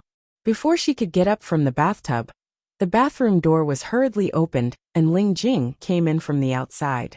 When he saw her, there was obvious disapproval in his eyes. You haven't recovered yet. What are you doing? He picked up a large towel from the side, walked over, and reached out to lift Su Peijian's body. He wrapped her in a towel and carried her out of the room. If you're not feeling well, you should rest more. You can bathe anytime. What if you catch a cold again? Ling Jing kept talking, with some concern and some blame in her eyes. Su Peijian didn't say anything. She let Ling Jing dry her body and let him carry her back to the bed. Looking at the side of Ling Jing's face, she thought about how Ling Jing had been taking care of her when she was sick these past 2 days. He could have asked little Zhao to do it, but he didn't. He wouldn't have asked someone else to do it. As long as it was related to her, Ling Jing would automatically do it. Eat and take a bath. In fact, she didn't think she needed anyone to take care of her. No one will take care of you if you get sick in prison. After being released from prison, she lived with Xiang Kaiping. Xiang Kaiping always took care of her and cared about her in every aspect, but that kind of care always made her feel pressured. Without the support of the Li family and the Su family, Su Qianxi was not a good person. She no longer had the capital to act spoiled and willful. If it was just a slight discomfort, she would rather endure it on her own. But Ling Jing's care and concern for the past 2 days made her feel like she had returned to the past. When she was not well, when she was sick, there were people around her, taking care of her. She seemed to have become the daughter of the Li family and the Su family again. Her relationship with Ling Jing was not like that. She knew it and she knew it. The relationship between the two of them was nothing more than a kept woman and a kept woman. Ling Jing could take care of her or not. There won't be any effect. Ling Jing's actions made Su Peijian feel that perhaps it really had nothing to do with money. Look, your hair is wet. Looking at Su Peijian's wet hair, Ling Jing got up to find a hair dryer to dry Su Peijian's hair. In fact, this action was very rare for him.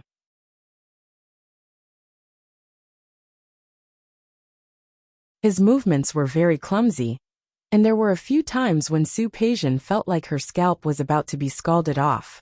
However, after noticing the slight change in his expression, he quickly moved the hairdryer further away. She could not help looking up at him again. Ling Jing's enchanting face, with a bit of concentration at this time, gently lifted her hair, took the hairdryer not far away, and dried her back and forth. His expression was so serious that it gave her the illusion that the person in front of her wasn't drying her hair, but was doing some amazing project. After drying her hair, he gently combed her hair and put it behind her head. Done. Realizing that Su Peijian was staring at him, he suddenly bent down to look her in the eyes. You're tuning in to the Li Mei's Wuxia Whispers YouTube channel. We're so grateful for your support, and don't forget to subscribe to join us on this incredible journey through captivating stories. Your generosity through donations truly makes a world of difference, as it's the primary source of revenue that allows me to expand and enhance this channel for you. Thank you from the bottom of my heart for being a part of this adventure.